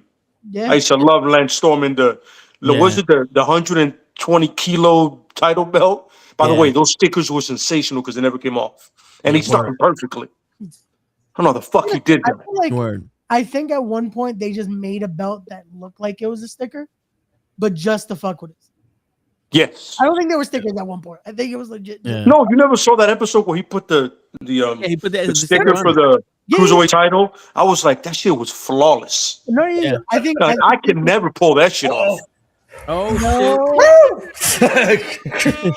Yo, but I would love to see Chelsea Green with Jericho. Yeah. That's some shit. You want to talk about the two fucking comedians working together? Yeah, those every segment, people will be like, "Oh wait, I got to stop what I'm doing and watch." Yeah, watch this. word. That would be. The fact that Chelsea Green is hurt and she's still more relevant than Gia. Well, you gotta. She's doing essentially. She's doing the Britt Baker deal when she got hurt, and she was running the women's division during the pandemic in a fucking wheelchair. Yeah. She was legitimately like keeping that shit afloat by herself in a wheelchair. No, That shit it has to be recognized now that you as some amazing shit. Now that you brought up Britt Baker, because I don't want to go completely away from Chelsea. Like, what's her deal? Is she in AEW? Is she out? Is she even wrestling no more? Is she going back to be a full-time dentist? She's still under contract. That's because they posted about it the other day. People tweeted, "Hey, when are you seeing you on TV?" And she's like, "I'm not the one to ask." Well, didn't she have like 2 strokes or some shit while she was out?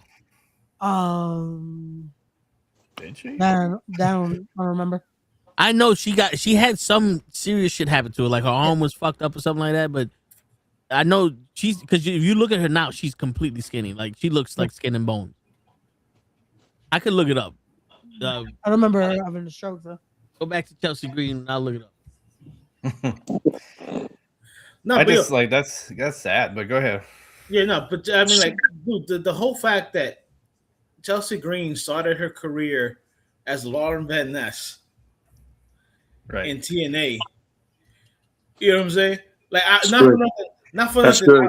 I watch fucking Prime, so I see a whole bunch of old TNA, and I saw her come out, and I'm like, oh shit, that's Chelsea Green. I'm like, holy fucking crap.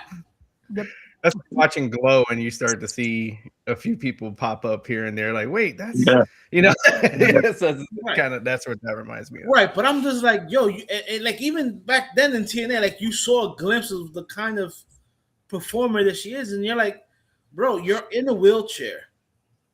You don't even have the title. And you're more entertaining than the person that actually has the title. Yep. Okay, my bad. She had Mhm. 2 herniated discs, a torn hip labrum, and a transit ischemic attack, which is a mini stroke. God damn. Yeah. Holy Oh, shit. Yeah. Brett. That just shit happened at once.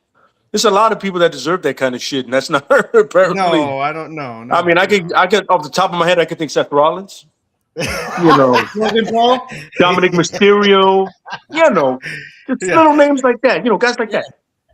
No, I agree. completely. Ricochet. Hey, You were. yes, I'm Hold gonna on, agree with you because my man opened his mouth and he stuck his fucking knee down the throat of this shit. Word. Yeah. That Yo, motherfucking, that Well, no, motherfucker sweet. One decided of the to get his meniscus in I'm there. on tonight is because I was promised a rant, and we're gonna get to that. oh yeah, DJ, Oh, a bird. that was the start of it. But go ahead. Yeah, Oh, DJ, go a ahead, bird man. Yeah, shitted on please. me today. On you, but It shitted and hit my stomach, but my shirt got fucked up. But they say that's good luck. So, Lay's lips to God's ears. Let's do something with Seth Rollins and Becky Lynch. And let's do something. Oh, for It's, like matching what happened to Britt. Is that what you're? Yeah, you there know you what I'm go. saying? Like, yeah. Like if it got to the point where he would become a producer tomorrow, I'd have no problem with it. Because I'm pretty sure Seth can put a hell of a match together. Mhm. I know he has a mind for it. I just don't need to see him on TV anymore. Can't have people run in a circle while he disappears. I don't need his character has never been interesting. It's like he wants to be David Bowie, but he wants to be Shinsuke, but he wants to be the guy from the Doors, but he wants to be he wants to be somebody like Freddie Mercury Tyler, and- you know, Steven Tyler. I'm like, yo, my man, who the fuck are you? Are you these people together? Or you don't have the charisma for it? Now So he's what are we Mr. doing? Robot. Yo, now, not for nothing. My man said, "Oh, dude, you made me laugh so hard, Led, that I fucking forgot my train of thought when I was." I'm trying to figure out who are you, Who are but you can't pull it off. Hey, You know what I mean? Who are you? That's like if I for some reason decided to be Bob Backlund. It's not me. I'm not that bland. I can't pull that off. Even if I tried, you're gonna be like, yo, no, stop. And I'm like, I appreciate the fact that I have friends that tell me no. When he was in the Shield, it was perfect. He wrestled, barely spoke, but it was all wrestling. Right. Yeah. You leave the heavyweight to Dean Ambrose because he had the charisma for it. Right. You know, John Moxley had that going for him. But think You know about what I'm it. saying? They said you could be your own guy, and he goes, "Good, I'm gonna start doing the pedigree." Yeah, well, And let's buckle bomb 60-year-old guys and yeah. and buckle bomb 6, and then let's completely destroy the future of another guy Yeah, because I don't know how to not stop doing that fucking move. yeah. Balor would have been huge Yeah, because he had it all. Right. But this asshole decided, I got to do this shit outside. And Balor was one of Triple H's boys in NXT, and that was when Vince was running it. That Balor was the first Universal Champion. So what happened? He was the first Universal Champion for 5 hours. Yep. What happened, Triple H? That hurts my feelings here. Stop. You know what? Let's feel it though, DJ, because you got the rant going. We want to hear this rant. I spoke shit about fucking Ricochet, Prince Puma already. Go ahead. Thank you. Go ahead, Mister. No, let's continue Oh, it wait, then. Like wait. so. I'm trying to grab it. That's all right. There you go. Yeah. So for those that don't know, so my older brother, he has MS. So and so does my mother. Like both of them do. My mother is almost in her 80s. But just thinking about my brother. So this man's 50-something years old. He is bedridden. There are times I have to go over there to help him catheter because his hands are not, he can't get his hands to work right. And me and his son like help him, like when his caregiver can't get over there, we help him bathe and everything. So to see something like this for a fucking wrestling gimmick, and then there is you can't like I don't care about the apology. Like this is something like it's too you can't like this is it It's goes too late. it It's too late. and it you even with like I don't play around with people like that like oh I'm glad such and such had cancer. I'm like that's not stop messing with that. Yeah. Like there's a line. There is a line. And I think so for Ricochet, like just because like it's bombing. Like let's be real. His character is bombing. And so he used something like that to try to pull himself up because he doesn't know how to do it on a microphone in a wrestling ring. It's just disgusting. Now, I would not be going after his wife. Like the people that are going after his wife, leave that alone. Like that's also out of bounds on you guys' part. But everything else, like and I don't need a death threat to him either. Like he's a fucking idiot, but I don't need people sending death threats to him and his family. That's not necessary. Not necessary. But everything else you have to say to him, he needs to eat it. He can eat it. So yeah, and then can we talk about like so I'm pretty sure we like just to kind of go to Mania here. Have we been talking about the stories like the I mean well, the non-stories? The lack thereof. and then let's start with the tickets real quick. Okay, what did we say about this? Yeah, he's already left. Yeah. What did we say about this? Like, so they're charged tripling. They tripled the charge from the last time I went, right? Yeah. No, and then I want to actually thank fans for not buying the fucking tickets. You guys did a great job there because you showed them like, no, there is a line. Okay, you guys are like Holt. You guys are habitual line steppers, and you went over it. Okay, and I'm not gonna pay you that. And then so when they brought now like go ahead and look in your ticket app now. It's actually you can get some reasonable tickets right now, and that's because you guys finally don't just be brainwashed that it's WrestleMania. Absolutely. And just buy the ticket just because. Okay, no. We're going through a recession. We got an idiot in office that's making things hard to like making eight items at the grocery store is $80. You need to bring the tickets down from WrestleMania. Okay. Yeah. If you want me to go. Okay. And then so I think they heard you, and then they're like, okay, we gotta sell tickets. Like we can't have an empty arena. We can't have an empty stadium. So you guys did it like that part. Yeah. You guys did great. Yeah, absolutely. Now let's go to the stories that like so the only like I would just say the world titles are the only things that are interesting to me at the moment. Everything below the world title, like the two world titles, I'm like, what are we? Okay, so not for nothing, DJ. Mm-hmm. I don't even give a shit about the two world titles. The biggest thing for me is Oba and Brock. That's it. Everything after that is fucking. I'm sorry, and I apologize. Oba and Brock, yes. So to me, the mystery of is Brock going to put the black man over? Mm-hmm. This is my intrigue right now. Sure. Like, is Brock going to do what Brock never does? Mm-hmm. You know what I'm saying? I want to sit there and go, all right, he put him over. Brock's going to retire. Because if Brock puts over a black man, he's going to retire right after. Let's be real.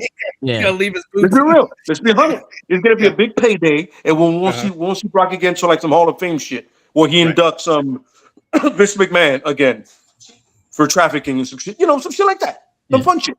But he's not going to put him. You know who's not? If he puts him over, the first person that will be shocked, besides Kofi Kingston, would be me. Mm-hmm. Yeah. And Big E. And every other black champion, Bobby Lashley will probably tweet out, "Oh shit, it happened."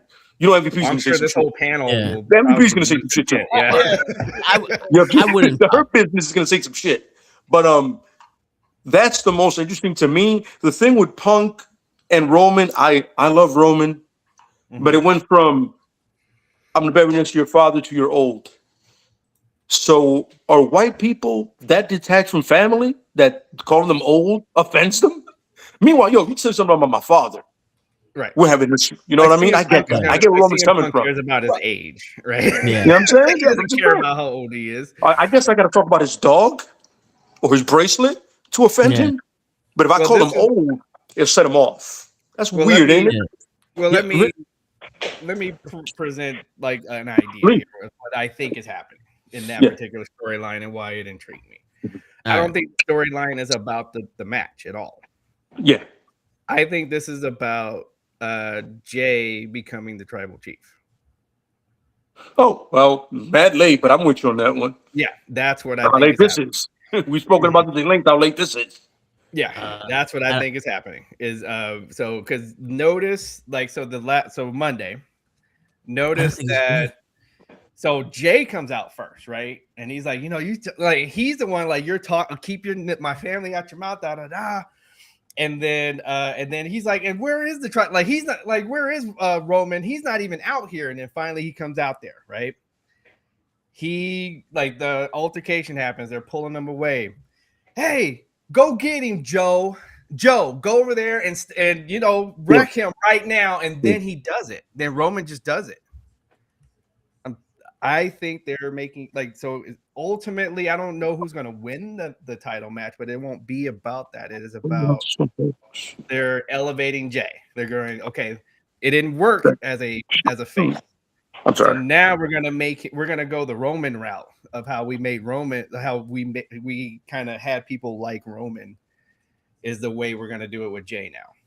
Like Jay is gonna become more of like what Roman was when he became the tribal chief. He even says this when he's talking to Jimmy. He's like, "Hey, ever since he won that title, he's been becoming more like me. You need to talk to your brother." So this is what I think is happening. They're slowly they're sending his character into being more like Roman as Roman is kind of going we're at the twilight of Roman's career. Again, speaking of diseases, I think. But I see where you're coming from, but part of me is like I think Jimmy is the one they're gonna make and that would be like because he's too quiet, right? Like it's too quiet for him. So yeah, I can see like that. There's gonna be something with that as well. Yeah, but what I'm saying is I don't like. I think in fact I'll even say I think Punk is gonna retain because something's gonna happen between these three guys that has something to do with who is like again. Now we're gonna start talking about who is actually the chief again. And I think that's more of what this is about more than the title, that's why it intrigued me. I was like, okay, now you kind of got a story that made me pay attention to this, and then including who's on the phone with Randy Orton. That's the only thing that intrigues me about that match. But the way you're explaining it sounds interesting. Okay, the one I saw was the regression of Jay from he was the former world champion to now he's acting like a little teenage girl. Mm-hmm. No, this is Samoans. Like he's playing a Samoan correctly. If you say something disrespectful about their family, because working with kids, I've seen it, and he's doing it perfectly. Like that's what it's gonna look like if you were to say something out of your mouth that you shouldn't about somebody in the Samoan family. That's how it look. All right. Well, to go back real quick to the popping about Oba beating Brock, I wouldn't just because Brock's not gonna bury Oba, but the WWE is. Once Oba family beats Brock Lesnar, they're gonna go put him right back to Rusev. I just hope, like maybe I know this is hope. I know I'm hoping. Okay, I know I'm hoping. Because you're probably like most of the history that we've seen. You're asking for a lot here. I know this. I feel like Hawkeye. Don't do it. Don't give me hope. Oh man. So yeah, no, this should be what they thought. Oh man, what was the guy with the Pearl City plunge? Back in the day. Ahmed Johnson? This is who this is like who they thought Ahmed Johnson was. Yeah. So there's no reason to bury this man. Like this is what you wanted, but even back then. Yeah. So at least Oba could cut a promo. That's what I'm. That's what I One, said. he can cut You one, he thought can cut he a was. promo. Now you're getting it right. No, he can wrestle somebody without getting them injured. Correct. Let's not forget that Ahmed Johnson put Farouk on the shelf for months yeah, and then bragged about it. yeah. But all right, we're forgetting one major thing that Obafemi has that prevents him from getting anywhere near being successful. He black like this? Yes. Yes. Because, I mean, it wasn't too long ago that we're sitting here going, Montez Ford should be on his own going for the title. And look at him now. He's not even on TV. We Was that- fucking made How- Kofi Kingston the champion. And 6 seconds later, is gone. Never to be seen again. You hear that guitar riff? Yeah. Down. Bobby Lashley- they literally broke Big E's neck. You're right. So that way he doesn't become champion. That he doesn't wrestle anymore. Because Big E as champion, he has too much charisma to fail. Big E was too good to fail, and they broke his neck. They did it on purpose. I don't know if they did it on purpose.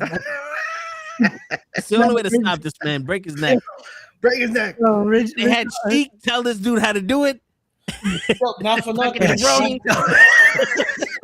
Not for nothing. Not for Cheeky nothing. baby did it. Bro, not for nothing. And then you fuck his ass. And then he would be humble. Jada, aka Miss Parker, Yeah. you have a lose to Brooke Monroe. Blake Monroe. Brooke, Blake, whatever. Yeah, no. Listen. Listen. I was about to say take her ass out your mind, but then I started thinking about it and I just Yes, yeah, but no, but you there's understand. no reason. There's no reason for Jada Parker to not at least have been a champion in NXT. Mhm. No reason. Wait, didn't she say some things though that kind of cut her push a little bit? What the fuck did she say? I'm black, y'all. Am I misremembering that? I feel like she's like It possibly could. It possibly could. But this is the shit that I don't understand. This is the shit I don't understand. Oh, let me They literally have $1 billion show that shows you the makings of what they do backstage. They release all the secrets. This and one of the wrestlers does a TikTok where they show people in a ring. He gets $500,000. For the rehearsal, like showing Yeah. rehearsal. Yeah, and then literally they have a bunch of guys go out there and be as Republican as fucking possible. They endorse the fucking president who is deporting legal citizens. They endorse him. They put him in the fucking Hall of Fame. And someone turns around and says, I don't like the fact that you call me fucking black. Oh, we gotta take you off Ring King got TV. it. They Like had a Ring King. guy.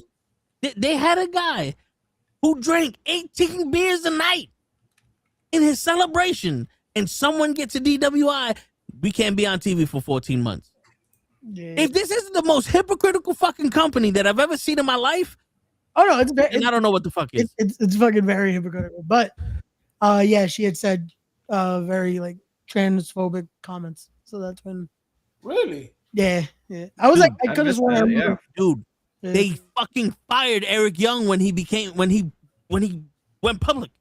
When Eric Young stepped out the closet, they said, he goes to the closet door and he stepped into the street and said, you're fired. He Even went though from they the had, closet to the street. even though they had Billy Gunn and what's his name basically be a gay tag team. Whoa. Eric Young is gay? No, Not Eric Young, Darren Young. Darren Young. Oh, From the I was main- about to- from you the- said Eric Young. I was about to say, wait. Well, listen, you know me with names. This is why I'm here. You know who he man. Yeah, listen, my name growing up was Victor Peter Aries. You know who the fuck you are. Yeah. Same. Okay? Say my parents would go through the whole roster. You know who I'm talking Yeah, to. you know who the fuck you are. Come You know, here. So, even to this day, my mom has called me my dog's name before saying my name. It's like, yeah, there's some bullshit. Really? Word. I mean, don't get No, me that's wrong. like you Don't said, get me like- wrong. I had that too. I think we all did. I mean, Yeah. they go through the whole roster. You know, I'm looking right at you. You know who I'm talking to. Come here. Yeah, like how am I supposed to remember people's names? I didn't even know what the fuck my name was. Shit. At one point, I thought, "Get your ass over here" was my name. Well, Shit. I thought mine was "Damn it." So, damn it, sit down. You know, and then I was like, I started writing, "Boy, if you don't shut the fuck up," on papers, and then they got mad at me, like, "Yo, the test that you took for the Regents, you wrote down name, boy, if you don't shut the fuck up," and there was no spaces. It's like, well, she didn't take a break when she said those words. It was a compound word. Yeah, boy, if you don't shut the fuck up. But yeah, but like you're saying, though, you had and then on the other side of that, you have Goldust, and you have that tag team with Billy Gunn and what's his face. You have that And tag team now, Pretty Deadly. You're right, Pretty Deadly right now. Yep, and then that Dr. so you have a real gay person, and now that's too much. Yeah. Meanwhile, that's not good for business. Meanwhile, Titus O'Neil was cool with it. He was a tag team partner. Yo, but the shit is, you can go out there and talk about Roman Reigns having leukemia. You could talk about Roman Reigns' dead father. You could talk about Cody Rhodes' dead father. You could make fun of the Big Show's father and do a funeral where the Big Boss Man drags the casket away. You can cook a fucking dog on live TV and feed it to the owner. You can crucify the owner's daughter live on fucking TV. You can burn someone live, but God forbid you have a fucking opinion in your personal life.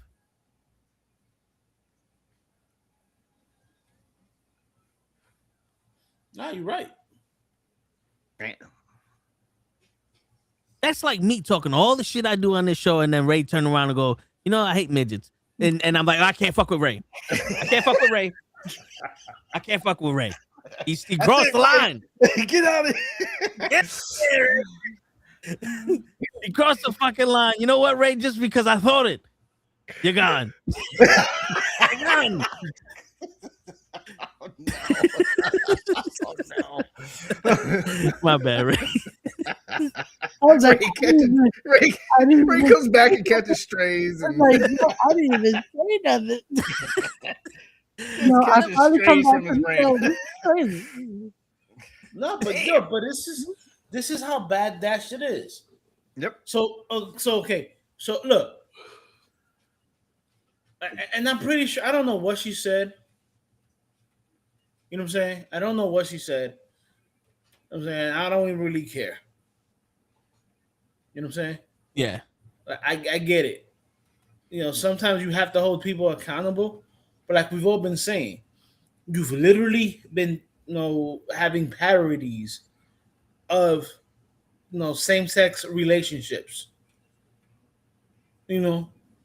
On your product. You make a gay man look stupid on TV, and he's getting fucked up by Obafemi for weeks. Bro, again, you literally had Billy and Chuck. Yeah. They were about to get married. Yeah. They were about to get married. Yep. And then that's how you debuted 3 Minute Warning. Yep. You was gonna have Stephanie McMahon do a live lesbian sex show. Mm-hmm. And then they also used 3 Minute Warning for that? Yeah. No, Yeah. Big Quiche was the girl. They used 3 Minute Warning for a lot of those segments. They had women in mud wrestling and the fucking bikini matches and all. Like, you had a history of demeaning cultures, because how many fucking times did you fuck? You had 2 Puerto Ricans dressed up as fucking Spaniards. Yeah. Fucking bullfighters. Well, we talked about Arriba! They had That bullshit. You had Mexicans on a fucking on the fucking lawnmowers. Yeah. The Mexicals playing gardeners. What's up, my nigga? Yeah. Word. Yeah, you own the wearing wearing a do-rag and called another white dude my nigga. In front of Booker T. I know I didn't just hear that.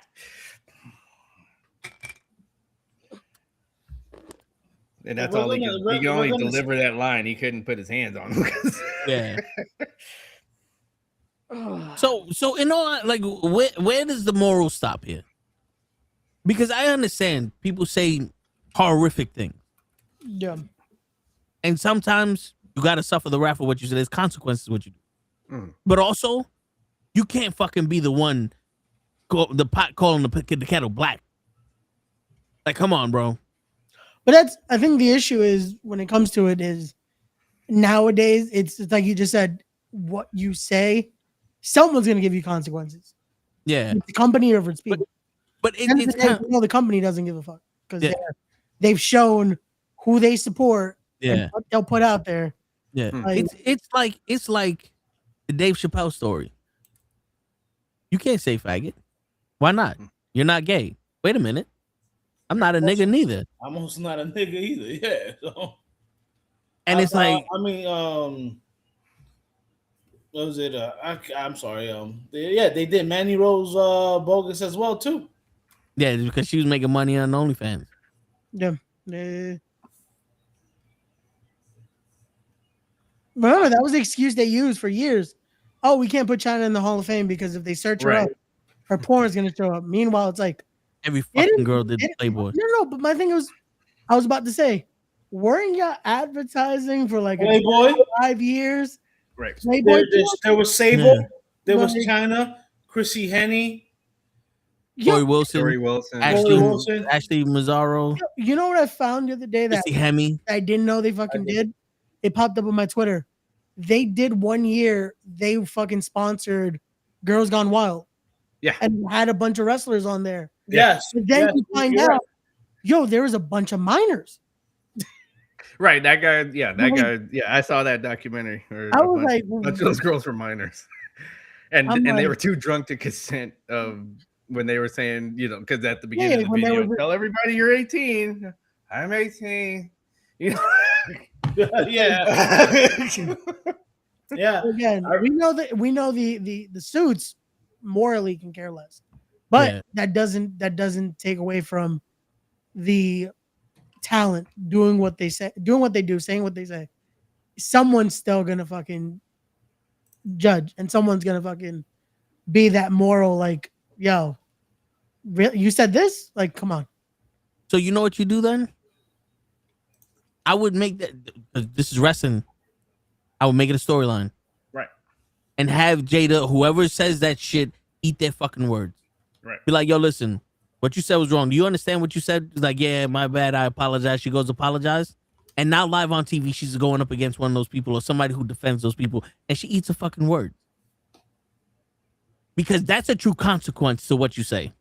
Not the fact that we're gonna take you off TV and then bring you back and no one's gonna know the difference. No. That part.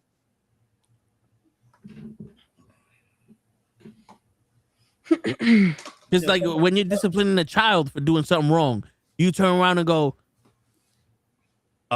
you better speak in a lower tone for like 2 weeks. You know what I'm saying? And that's the sad part, because that's basically what they do. And it's like, yeah, that's not a consequence. But let's to play devil's advocate a little bit. When a company does finally take the talent off, then they also get fucking yelled at. Because look what fucking AEW did. That they fired Trey Miguel because of his comments. Oh, why would they do that? Because of comments. Like, Who I explain. so Ras- when they signed the Rascals, they signed all 4 members. So Okay. it's Myron Reed, Zachary Wentz, Desmond Xavier, and Trey Miguel. Trey Miguel apparently, this was around the time of like Speaking Out too.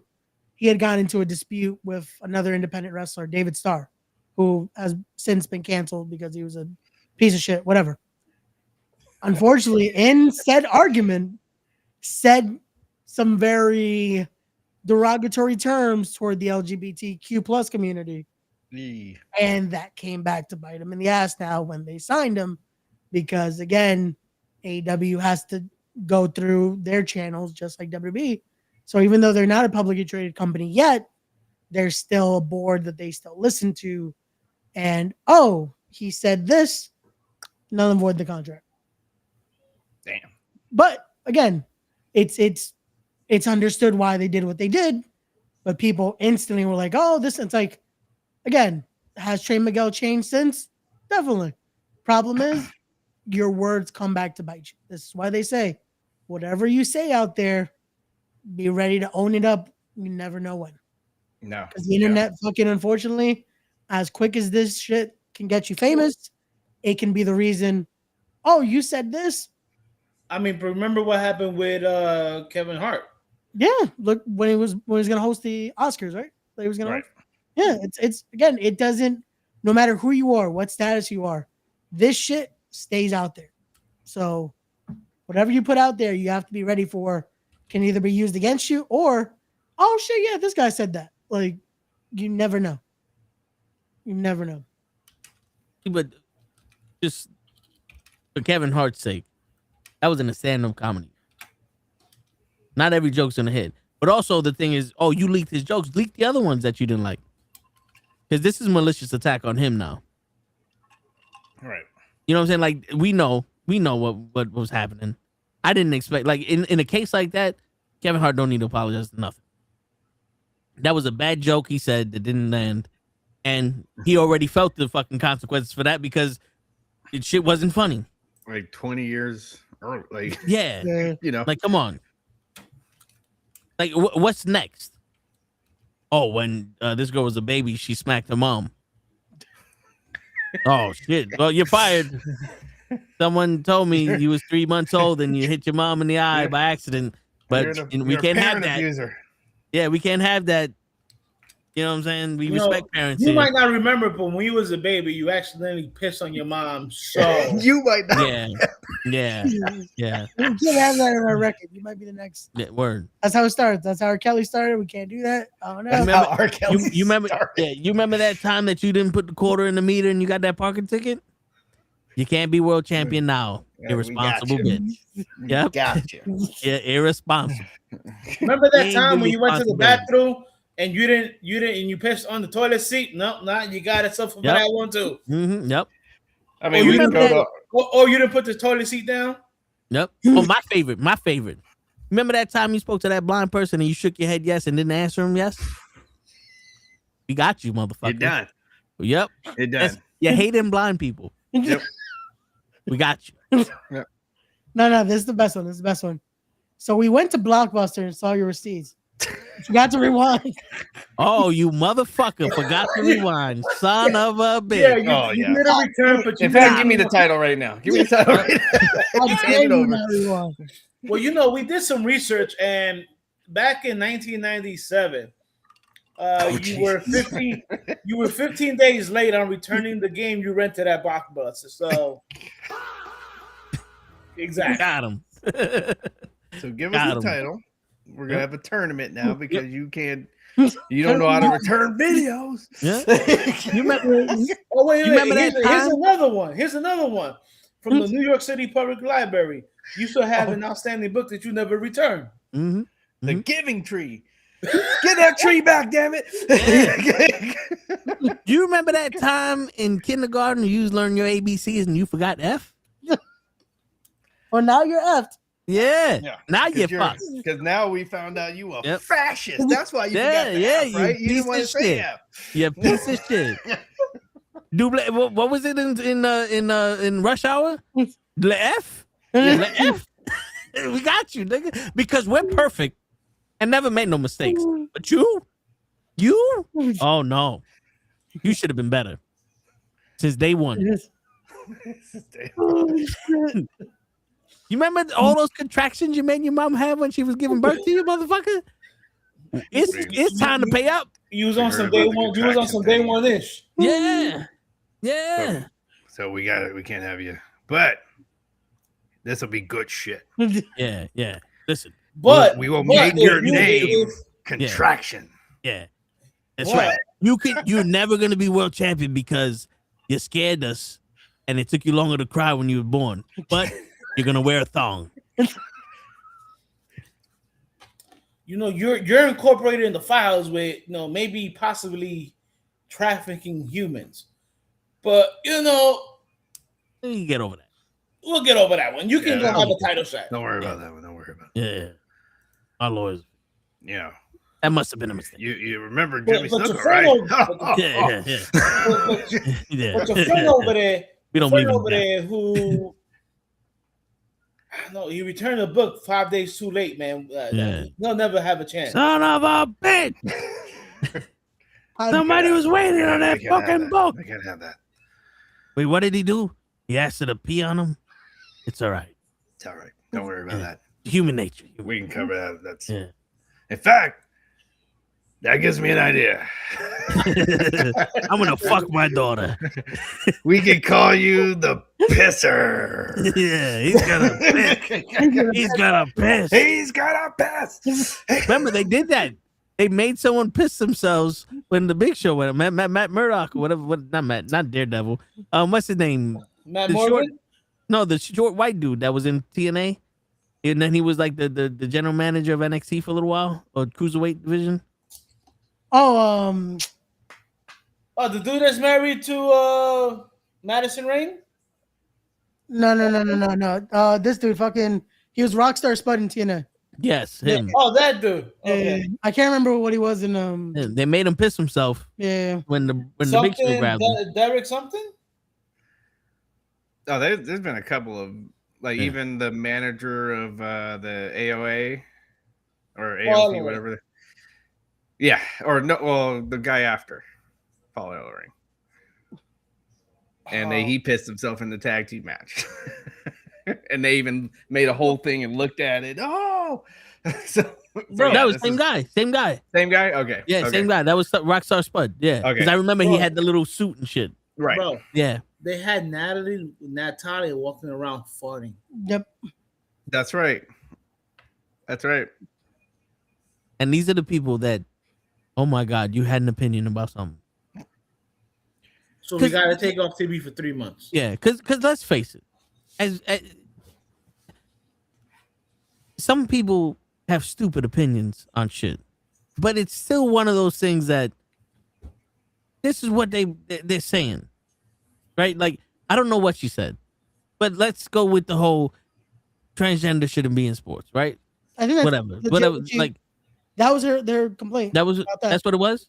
Yeah. So I mean, like she's bringing up a discussion that has been talked about since this shit came out, like Right. since transgenders became a And thing. not for nothing, she is from Florida. Yeah, but also Joe Rogan said the same shit. The president said the same shit. The people who were fucking running the commissions for all that said the same shit. And now she gets fucking canceled or punished for it. Was it for the lady in the Summer Olympics in boxing? Might have been around that time, I think.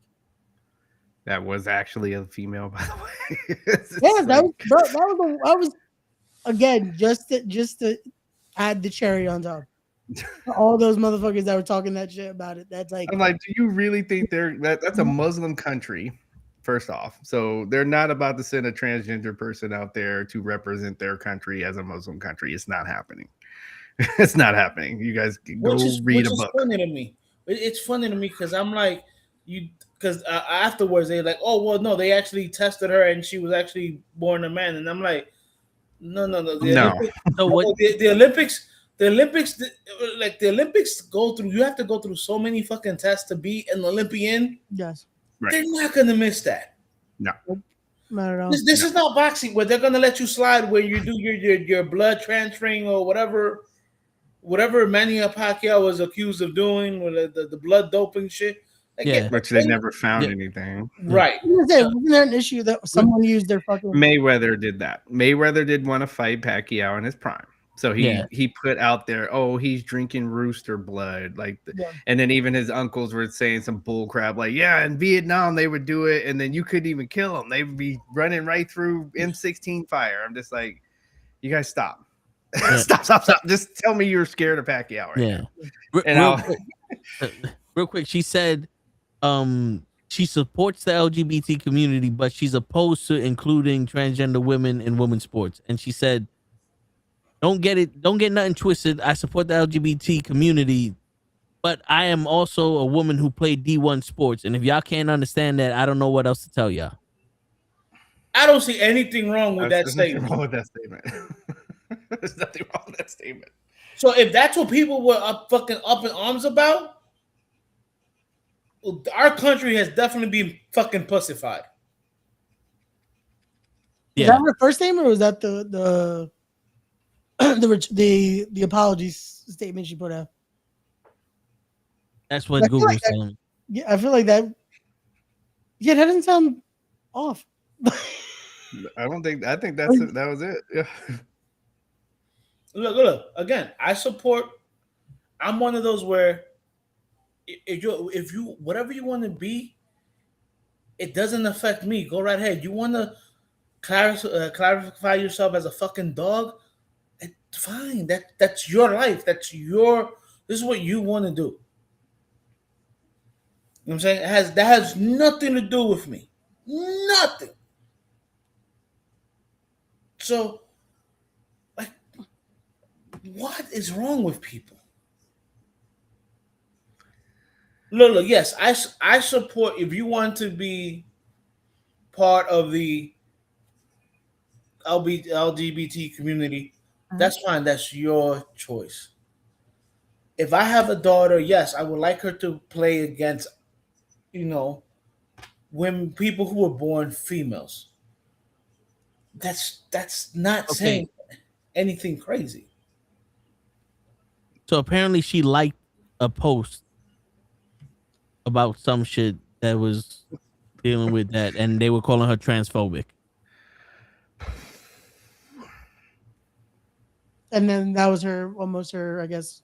Her response was, yeah. Y'all want to be messy, that's fine, because ignorance is contagious, but what y'all not going to do is come at my name because my opinion doesn't align with theirs and clearly don't know how to educate themselves on the real definition of being transphobic. And that's when she said that she loves the LGBT community, but she's also a D1 athlete. Right. Yeah, people use the phobic stuff for every, fat phobic and all this stuff. Yeah. And it's like, do you guys understand what the word phobic means? Yeah, scared of. Yeah, I'm not afraid of any of these people. Any of them. So this is what you need, like fascist, racist, all that. That's where we go. Something, yeah. Sexist. Speaking of ist, did any of you have a good laugh that Ronda Rousey has already quit AEW? Isn't that funny? Yes. Wait. She just shut up. That was a one-time thing. This is what I was telling you yesterday. How she's a dick rider. She's already gone. Whoa. She just showed up. Well, DJ, one of the things we mentioned yesterday, and I know Ray was around, was I said, yo, she showed up to AEW. You're automatically going to put her against Toni Storm. And Toni Storm's going to eat her alive. And it's literally been less than a week, and she's gone? She's gone. I told you she was a dick rider. Is she gone because she hit her face with her shoulder again? Possibly. Okay. No, it's again, like, this is what I was laughing at when people so it's the fan that AEW can do no wrong, and WWE does everything wrong. Like, that's the fan that I can't stand. Yeah. And so she shows up, and all of a sudden, you have the AEW fanatic that's going crazy. And I'm just like, wait, didn't you just a couple years ago, you were like that's part of WWE's problem is people like Ronda Rousey, and now she's standing in your ring and you're cheering. Help me out. She already told you she doesn't like this. Okay, it wasn't even about WWE. She doesn't like pro wrestling. She said this out of her own mouth. She doesn't like it. She's not gonna play. I'm not gonna play your games. I'm not gonna play fight with you guys. That's not what she wants to do. So that's why her matches look so bad, because she doesn't want to play. She doesn't want to play like she's fighting. So now you're cheering. So so for her, it's what? It's too fake? Yes. Actually, why don't you just put in the ring with Nia or with Jade? Well, you know what it is? I think what happened was when she went to the WWE training center and she threw a punch, they said, all right, we're going to have to work on your punch so they look real. And she goes, what are you talking about? I'm a professional fighter. And they laughed. Right. And that's what scarred her for life. I mean, I would laugh. Well, too. and she said something about like again, she is kind of a narcissist, and Yeah. it's just like so having people boo her is the other thing. Like as you're listening to her talk, she was bothered by people booing her. Yep. And it's just like this is you can't control, like that's on you. You gotta like as a performer, you have to make them give them something to cheer. Like if you want to be this baby face. And saying things like you're saying is not gonna help.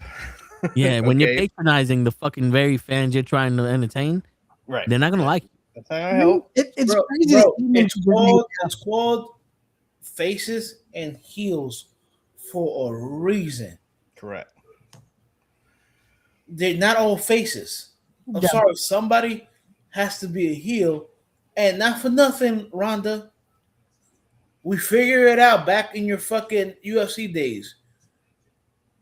You're fake. Yeah. You're 100% fake. Nobody buys your fake intensity face. Your fake I'm upset face. I look at that face and I fucking laugh. Dude, I saw her standing in the middle of AEW ring doing this. Yep. Yeah. Yeah, that's exactly what she yeah. Yeah, that's exactly what happened. Wow.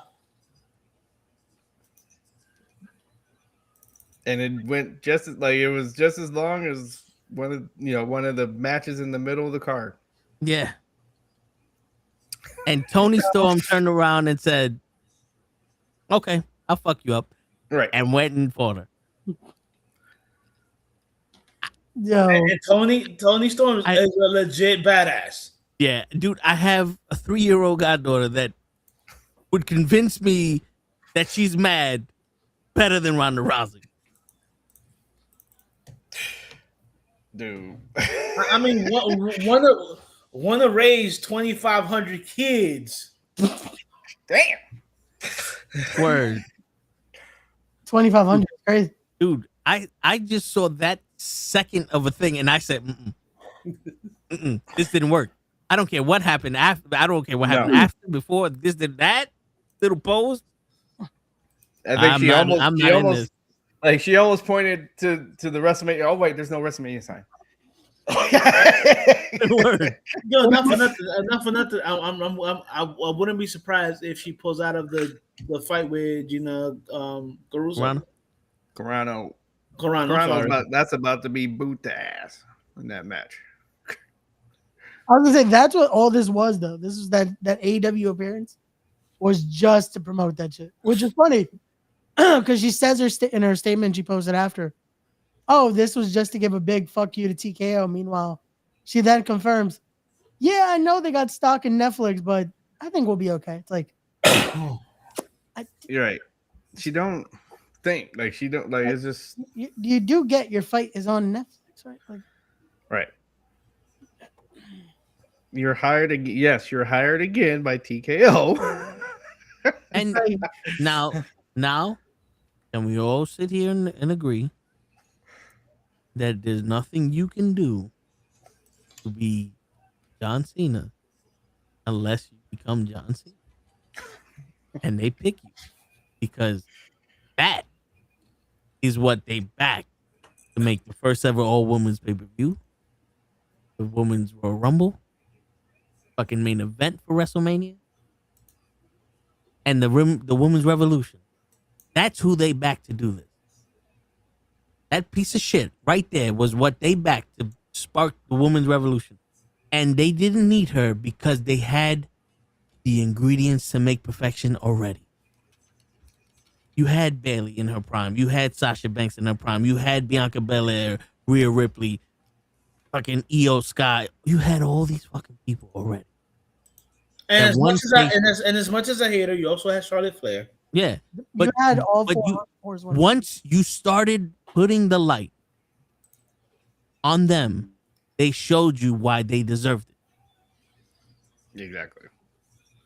But how many times haven't we sat here and said, "Yo, the best match of the night was the women's match"? Almost every Monday, every pay-per-view. Ever since they, about my bad reputation. yeah, ever since they actually started letting these women actually main event shit. What I'll put it this way: once Sasha Banks and Bianca Belair wrestled at WrestleMania, the men needed to catch up to the women. Right. Yep. Yep. Yeah, because Once they that put match on a had- banger. Yeah. Yeah, the men needed to catch up. And you know why they're not catching up? Because Sasha Banks, Bianca Belair, Io Sky, Rhea Ripley, Stephanie McCoy of the men are sitting in catering. Okay. The Brie Bella, the Nikki Bella, the fucking Maurice, the girl with the shit on her fucking face that the boogeyman ate off. Remember, she was fucking Jillian Hall. Yeah. All those fucking women. That's your Cody Rhodes. That's your Dominic Mysterio. That's your Seth Rollins. That's all those people now. We're in the Divas era of the men's fucking division. Yeah, it is kind of like where you, like I get what you're saying because it's like and all these older people send offs. Like Yeah. As much as I like Randy Orton, he does not. I just don't. I don't feel like he belongs in the world title match at WrestleMania. No. And it feels like another like oh, every year we have to send somebody off right. Like we have to do it like give them their tour where they get a title shot and everything. And I think this is Randy Orton's turn. And it's just like we can do this on Saturday Night's Main Event or something. Like I don't need this on the granddaddy of them all. You're again that's somebody to me that's somebody younger spot. Let the younger talent do it now. It's they can have the they can take the baton. You have the talent. They don't need to learn anything else. They got it. Well, And maybe, that's not for nothing though, but maybe they're putting fucking Randy on the thing because Cody Rhodes fucking sucks. But here's the thing though, Hutch. You're right. You're 100% right. But this would have made more sense if this was a year-long story that's culminating in WrestleMania and not a fucking 2-week story. I'm gonna tell you right now. You know how the way would have worked if Randy would have gone out there, and Cody would have been the one to turn on Randy, and then you finally flip Cody heel because he's not interesting as a face. We've been doing this for how long? What, 2-3 years with Cody? Cody's not interesting as a face. Because think about this. You have Cody and Randy Orton for a year. They're friends. They're helping each other out. It's almost like fucking legacy back together, whatever. And Randy's just letting him do his thing. Randy, since Cody can't get a title shot against Drew, which that was the case, gets a title shot with Drew and he wins the fucking title. Cody is kind of happy for Randy. Randy's the champion, and he's like, "Yo, nothing changed between us. I still see you as equal, whatever." And Cody Rhodes is like, "No, I don't believe you. You stole my title. You're trying to take my spot." And now he attacks Cody. He attacks Randy, and Randy's sitting there going, "Oh, you fucked with the wrong person. See, I was nice to you. You was family to me, but I snapped. No, I'm sorry. You could. You woke up. You got yourself a nigga now." Now the voices in my head are starting to talk to me. Yeah, that would have made more because at least it's a year of us going. When is this gonna happen? Or these, you know what I'm saying? No, not even that. You can even flip it. You can even say that Cody turned on Randy because Randy walked out on both Cody and Ted DiBiase Jr. Yeah. But this is where a preemptive strike. Like you have to start. Remember how I told y'all there's no plan A, but they don't have plan B either? Yep. It's what, straight to plan D? Yeah. So this is where I'm talking about how you want to do Cody versus Drew, but let's set up just in case Randy and Cody. Ray, hasn't Ted DiBiase been seen around sniffing around catering? So they posted something. Apparently, he did a podcast recently and teased the date already for Mania. So, and apparently now that he's acquitted of all charges, I guess Blake loves him again. That's it. We might see a legacy reunion in full effect. Which also I just found out once he had left WWE, he was wrestling in Japan for a while. Mhm. I didn't know that. Yeah. Like a lot of clips have just been resurfacing with Ed DiBiase Jr. I'm like, oh, so he did stay. Like he continued to wrestle. Yeah, couple nights I might have been up drinking a little something and eating chips and look, Ted DiBiase. Like, we're not the only podcast that have said it that Cody Rhodes is uninteresting as a face champion. But we were the first. We were the first. But I just think WWE is just trying to keep this tradition of having having the one like white meat baby face. That's the face of the company, and you put them on the covers of everything, and this, that, and the other. And it's just like they're not seeing that that's no longer necessary. You don't have to have that anymore. I'm sorry, when he was feuding with Roman and the Bloodline, Mm-hmm. and quote unquote being the white savior. Mm-hmm. Nobody was tuning in for Cody. Everybody was tuning in for the Bloodline. Right. Sorry. Well, yeah, but the thing is this: the reason why it didn't work with Cody, and it doesn't really work with Roman and all those other people, is because the heels now have gone too heel. So in order for them you need Batman to fight the Joker. The Batman is considered a vigilante, and they don't like him. The police don't like him. And because the police don't like Batman, the people are behind Batman. Because they don't, it's just like regular life. No one likes ICE. No one likes the police. So if you stand against them, you're with us. Cody ain't against the police. He's with the company. He's not saying Austin worked because he fucked up Vince McMahon. The Rock be the corporate champion. Yeah, he wanted to do what everybody wants to do here is fuck up your boss. He had the edge. Cody is doing a heel. He's having a heel run, and they're calling him a face, and they're saying, "Please believe us." Please believe. Yo, boo him, please. Think about it. Even Stephanie is on some. I'll fuck up anybody that shows here. That's not what a face does. But then you can't have I want to fight everybody. I want to do this. I want to do that. Because Liv Morgan is no longer a traditional heel. She's the bad girl that's influencing somebody to be bad. And everybody wants her. So she's playing sexy. You know what I'm saying? Mm-hmm. You can't have, like, Randy Orton is a fucking serial killer. Right. You know how Hogan fought the serial killer? He asked for help. Who did he ask for help? He asked us for help. That's the one thing that wrestlers are not doing anymore. They're placating everyone, but they're not asking us to be involved. The attitude era of asking us to be involved was, give me a hell yeah. Ladies and gentlemen, boys and girls, children of all ages. Right. Do you smell what The Rock is cooking? That was them asking us to help. Millions. Yeah. Millions. Jay doing the fucking yeet shit is him asking us for help. Right. But they're not doing that no more. And the problem is, it's either they're being outclassed by the heel, or they're not being given the right fucking heels to work with. Dude, it's like right now. Like, so as you say that, it's like right now, this is going to make y'all laugh. Walter is too good, or Walter, you know what I'm talking about, Gunther, is too good of being a heel to get a match at WrestleMania. Yeah.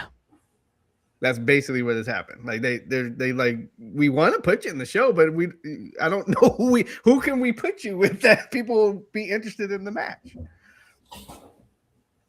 He's too good at his job right now. It's sad that the clear answer was just that AJ match could have been. Had the AJ match, yeah, WrestleMania. Yes, that was the correct answer. You know what I would have done? I mean, because why the fuck not? Gunther versus Jay rematch. And let Gunther fucking talk to CM Punk like, yo, listen, I don't like you. But this guy beat me last year. It's unsettling and he's in your business. I'll take care of him.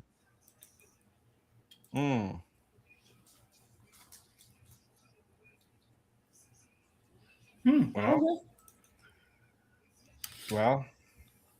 And if you really want Jay to be the tribal chief, let him beat Gunther for real this time. Because that was a cheap fucking. That was a cheap. On some like busting him open and stuff. Yeah.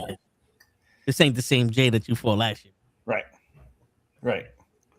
I don't care. I don't feel like DJ I don't care. He has said, let him go for Samoan. Yes. Oh, gee. Also, not Samoan. So all gas, no brakes. Yeah, Ramin. yeah, Ramin. But real quick, we spoke about the punishment, and Tama Tonga did that little shit. He got punished, and they're saying that's the reason why they couldn't find a tag team in time to change the championship. So they had to throw together R-Truth and Damon Priest because there's no tag teams to be seen in WWE. They honestly were not prepared for a tag team losing the titles to another tag team because there isn't it. So they put R-Truth and Damon Priest together to be tag team champion. And I'm like, well, Damien Priest could have been doing it for WrestleMania. What do you mean you don't have no tag teams? Give me 7 tag teams the WWE has right now, Coach. I dare. Street Profits. The Street Profits. Motor City Machine Guns. Motor City Machine Guns. Yeah. Okay. The Lucha Bros. The 6. Like Wait, no, they're not even connected in WWE. Yeah, no, but they still got them. The Wyatt 6. Wyatt Six. Okay. Fraxium.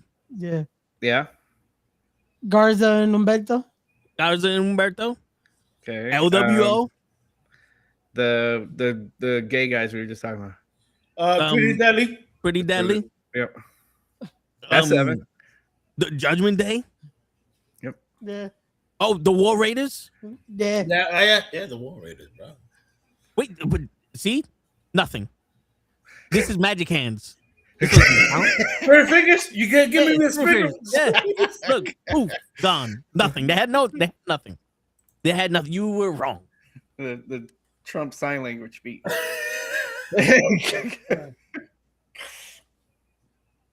One of my fish was reflecting on the fucking ice. I thought it got caught in the little hole. I'm like, oh shit. But it was just a reflection. Yeah, so Toe's trying to say there was plenty of tag teams that they could have had instead of putting together one to win those tag team titles. Yep. Which I think it should just be a yearly thing that there's a tables, ladders, and chairs for the tag team title at every WrestleMania. I was gonna say after last year, yeah, they probably well, Friday's the perfect day for that. Friday's the perfect day for that. Wait.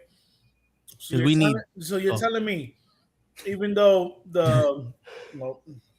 with the mist or whatever the fucking they call them, Solo's group, what is it called? Gorillas in the Mist. MFTs. Gorillas in the Mist. Yeah, Gorillas in the Mist. Yeah. That's what they're called. I don't think so, but I'm just calling them that. But go ahead. No, I hear you. Okay, it sounds better than MFT. I'm about to say it sounds better than what they're going with. Go ahead. Seriously. And the Y6 have been feuding over the titles, but you don't have a team to put together better than R-Truth and Damian Priest. Yo, bro, they've been. You could have given me R-Truth and the Miz because they were actually a tag team at one point. You could have given me that. Dude, what are you talking about? R-Truth and fucking Damian Priest were tag teaming for a whole 10 minutes. I'm sorry, you're right. Well, backstage, right? No, in the gauntlet match, they had a whole 10-minute match. That's why they won the number one contendership. That doesn't prove that you should be champions. I don't know what the fuck does. Arch. I'm sorry. They were cool in the back, right? They were dabbing each other up. And They were making sure that last bit of bacon was eaten. None food went to waste. Man, real quick, like Wrestling King is tired of pushing Jay. But when they start pushing him, I'll be tired of it too. They ain't pushed that motherfucker yet. They pushed him out the door. Shit. I was gonna say Jimmy pushed him back when he was trying to. I mean, like Leon, let's be honest with you. You're tired of seeing him on TV without them doing nothing. Because they ain't pushed this motherfucker. All he's doing is eating. That's not a push. He found something for the crowd to be hyped with. That's not a push. They had him yeet to give Brock Lesnar time to get to the ring. Yeah, they did. Yo, dude.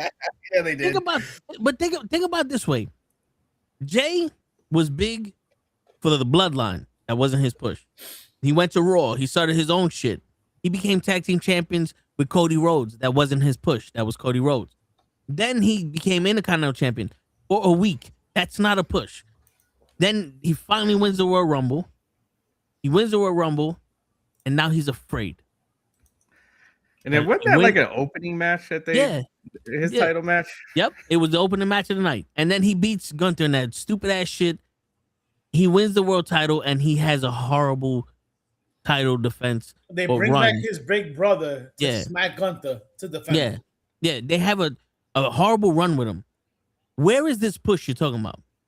I can understand you're tired of seeing him on TV, because at one point I'm tired of seeing somebody being useless on TV also. That's why I don't like Seth Rollins or Becky Lynch. Or Dragon Lee is your other. Or Dragon Lee. Yeah, he's pissing me off too. But there was no push for Jey Uso. Nope. It's just me, Uso. And it's fucked up because I'm talking to my brother, right? Because, you know, he's the guy that I lean on in comics. And then you two other guys I lean on in sports. And he goes, you can talk about wrestling all day. I was like, I don't know. Now I'm just coming out with shit. Like, I feel like a scientist over here. Hey, motherfuckers. We got to start our own fucking, like, yo, we need a TV deal. DJ, you know people in Los Angeles. Get us a TV deal. We'll start our own wrestling company. We'll respect the knuckleheads. That's the name of it. Respect the knuckleheads. And it'll be RTNH. Roth. Roth for short. Roth. Here you go. And I think we would be able to book. I mean, look at ECW. Like ECW, the booking. Like, you had a bunch of guys that most people did not know before watching ECW. Yep. But yet, like, you know, for me over here, I had to like watch on like some obscure channel that I just happened to run into at 2 a.m. to catch ECW. Yep. And it kept me, okay, it's Saturday night. I got to find that channel again because I want to see what happened. Like, so, you know, so, and they're here they are. Here in New York City, it was played on a channel that used to be called MSG. Mm-hmm. Madison Square Garden had their own channel. Mm-hmm. That's where the Yankees were on, the Knicks were on. Before the Yankees had their own network, that's the channel they were on. The Rangers, yeah. Yeah, I remember literally setting up my I'm gonna say my VCR. Yeah. Tape, just in case I fall asleep. Just in case you yeah. To tape at 2 o'clock. Hell yeah. For at least 2 hours. Yeah. It was 2 o'clock in the morning. Okay. I don't feel so bad now. Okay. Yeah. Well, here's the thing. Some weeks, some Saturdays, it was at 1 o'clock or 2 o'clock. And one time it was even at 3 o'clock. So I would set my VCR to record because it was only a 1 hour show from 2 to 4. That's right. Yo, dude, there was times that we recorded a fucking novella or some shit. It's like, fuck. That's not it. Yeah. Bro, I remember having an hour of all infomercials. I'm like, yo, what the fuck? Where's Supernova, damn it? Word. and yo, we be so hyped to watch. Like, yo, we got ECW. And nope, it was something else. It was Days of Our Lives. Like, fucking motherfucker. But then the 1 week you wouldn't. And it's funny because you had the TV Guide channel and you would go to the TV Guide channel to see if it said ECW.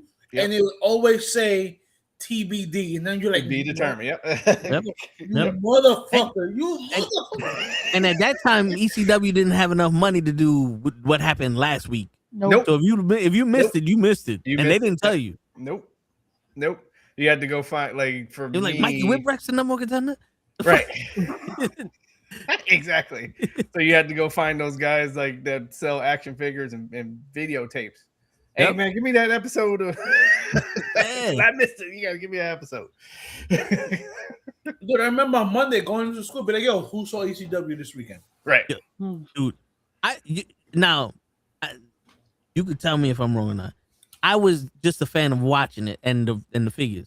I went over with one of my boys' fans. He's like, yo, he loves wrestling. I was like, all right, cool. So we're talking about it, and I knew just as much information wise. But my man had cereal boxes and memorabilia and shit I didn't know existed. And I'm like, and the only thing in my head was, why do you want this? Why do you want it? Like, why do you have a cereal box on your wall of like Hogan's cartoon? Like, I was like, because to me, it was like, I got the figure. I don't need the Cheerio version of Hogan. But like that made me go, maybe I'm not a fan. I don't know. I don't like. Oh, John's got a question for us. I didn't throw my panties on the stage. I don't think I'm really a fan of Aerosmith. That's all. How come they don't know what to do with Gunther for wrestling? Oh shit, DJ already fucking I was gonna say, yeah, they booked He's themselves too in the good. corner with him. That's all. Yeah, like you need. It's the babyface side that needs, like, just kind of like how we was talking about Bianca's and Sasha Banks's match made the men have to start to catch up to women, to the women's roster and their storylines and their matches. So the same thing with, so Gunther is just such a good heel. There isn't a baby face that matches that you can have a good match that you're going to be interested in watching for a WrestleMania. That's why we're not seeing Gunther. So they're actually, you'd be pissed off actually if they put Gunther in a match right now with somebody. You'd be like, okay, y'all just put him out there for cardio. Like I didn't need to see that for WrestleMania. That's basically what would happen at this point. So I'd rather hit them just not put him out there. You remember he retired. Yep. Cena, retired AJ, retired the artist formerly known as Goldberg. Mm-hmm. I think Ray is probably next. Like Ray, not you, Ray. I'm not that. I thought I had at least 2 more years. Yeah, no. That's another thing that's pissing me off. Yeah. You know what? You hold up before. You know who you could have had him go up against? Randy Orton. I'm about to say he's in the crosshairs. Remember, you could have started that now. You know what I'm saying? Like getting into WrestleMania, let Randy beat your man Gunther. Cody. Dumb. No. I'm talking about you could have had Randy against Gunther. Oh, Okay. okay. So you have him then go. Yeah. Right, and then you have like Gunther attack Randy or whatever, and then build up to even like next year, because we all know that Randy is like 1 year away from retirement. Right. Yeah. So next year, in one of the pay-per-views next year, that's when you can actually have that match. But it's like you've built it, you start it now, or maybe how about this? In this WrestleMania, you have Gunther come out and let's say kick Rhodey in the nuts. Ever loving nuts. Right. And have Randy disqualified. And then the next night on Raw, whatever, you can have Randy come out and then Gunther saying, I don't want you to win the title because I want to retire you. Or some stupid shit like that. But it's like, you're right. They've literally are nothing to do with Gunther. And they need somebody. Randy's one of those people that he's a great face and a great heel. And like you need a great face right now to fight Gunther because he's that good of a heel. And I'm sorry, nobody else on that roster can get to that level but Randy right now. And he's a heel right now. Right, and then they just turn him into a heel. Yeah. There's one person that could get to that level. Finn Balor. No, see, but they can't do right now with Vin Balor because he has to beat Little Dommy. Yeah. Yeah. The guy Who's who's had wrestling in his blood, has been wrestling since or at least watching since he was a kid, and still can't do a fucking proper frog splash or a fucking proper 619. Fuck, I hate that motherfucker. Yeah. Jelly Roll. The Jelly Roll fight Gunther. Oh, He needs a match for WrestleMania. Oh no. Man, I like Jelly Roll's music. Don't think he needs to be at WrestleMania. I really don't. Yeah, I would like to have seen him perform, like you're saying, Ray. But Yeah, like it's bad enough people hate him right now no. during the World Cup because he did a theme for the World Cup and people are not happy. Well, you didn't know that Fans, so I'm in on the talks about Okay. performances in WWE. Like Okay. people don't know this. That's my side job. oh, And they're legitimately gonna give Kid Rock 45 minutes night one because they have to undo what the Bad Bunny did in the Super Bowl. so I will not be watching WrestleMania this year, night one. Yeah, it's gonna be lip singing because you know. Yeah, you can't sing this Chris live Rock anymore. Yeah. Yeah, but it's all gonna be the greatest hits. You know, we hate blacks, shit like that. So do we think? So next question: do we think that it's a good idea that they're trying to pitch Brock Lesnar when in every match up until his retirement match? Do we think what? So they're trying, like, just I guess he's trying to say, like, you know, they're basically hyping up Brock Lesnar all the way up to retirement. The Brock Lesnar is not has never been somebody you need to hype up. Yeah, it's like he's still. I'm gonna give it to you this way. You know, Hey. they're using Brock Lesnar because they don't have a fucking idea in hell to get anybody else as over as Brock Lesnar. And the only reason why Brock Lesnar over there, the only reason why Brock Lesnar's over is because Paul Heyman talks for him and he falls every once in a while. Don't get it twisted. Obafemi's only brought up to fight Brock Lesnar. He's not doing nothing after that. Same way Finn Balor was brought up to fight CM Punk, and now he's fighting Dominic. Not doing nothing. It takes him 2 weeks to do shit. It's like a paycheck. 2 weeks. Think about it. Obafemi didn't even sign a contract with Raw or SmackDown yet, and he got a fucking WrestleMania match against Brock Lesnar.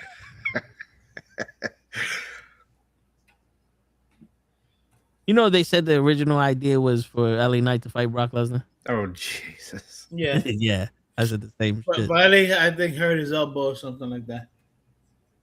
Good. Yeah. We have seen his ceiling. He has hit the ceiling, and that's where he is. Listen, not for nothing though. I don't. Just like every other person that comes from obscurity and is known outside the ring before WWE, I think WWE puts a ceiling on all these guys. But for him, no, really. That's he's done. There's nothing else. Like that's it. We've seen everything he can do, regardless of what they could write him however they want to write him. Because we saw him how he lost every time he went up against anybody who has a fucking title. No, that's not why. Also, I mean, he doesn't outperform anybody in those big match situations either. It's not about the writing. It's like, so you sometimes got to take what is so go with what's given to you, right? Like we could take, like there are times that we've seen people lose in a match, but we're like, but damn, he looked good in that match. He wrestled that guy in that match. And then all of a sudden they figure it out and then they give him that person another shot. We've seen it 100 times. they can't do that. They tried to do it with him. They tried to shove him down our throat. And we're like, we won't do it. Like, nope, this is it. We just say yeah with him, and he sounds like The Rock and Stone Cold Steve Austin some kind of way, and that's it. That's what. And he wears Jordans. That's basically that is all he is, and we know it already. We've seen better already. Like, people have passed him by. That's it for LA Knight. And he, like, what is he, almost 50? I think so, yeah. So, you know, they tried the DDP, you know, path, and it didn't quite work. So, or we didn't buy it enough. And it's cool. Like, he's gonna sell merch, and he's gonna, like, you know, he's a great mid-card guy, but that's what he is. Regardless 43. of the it had nothing to do with the writing this time. Okay.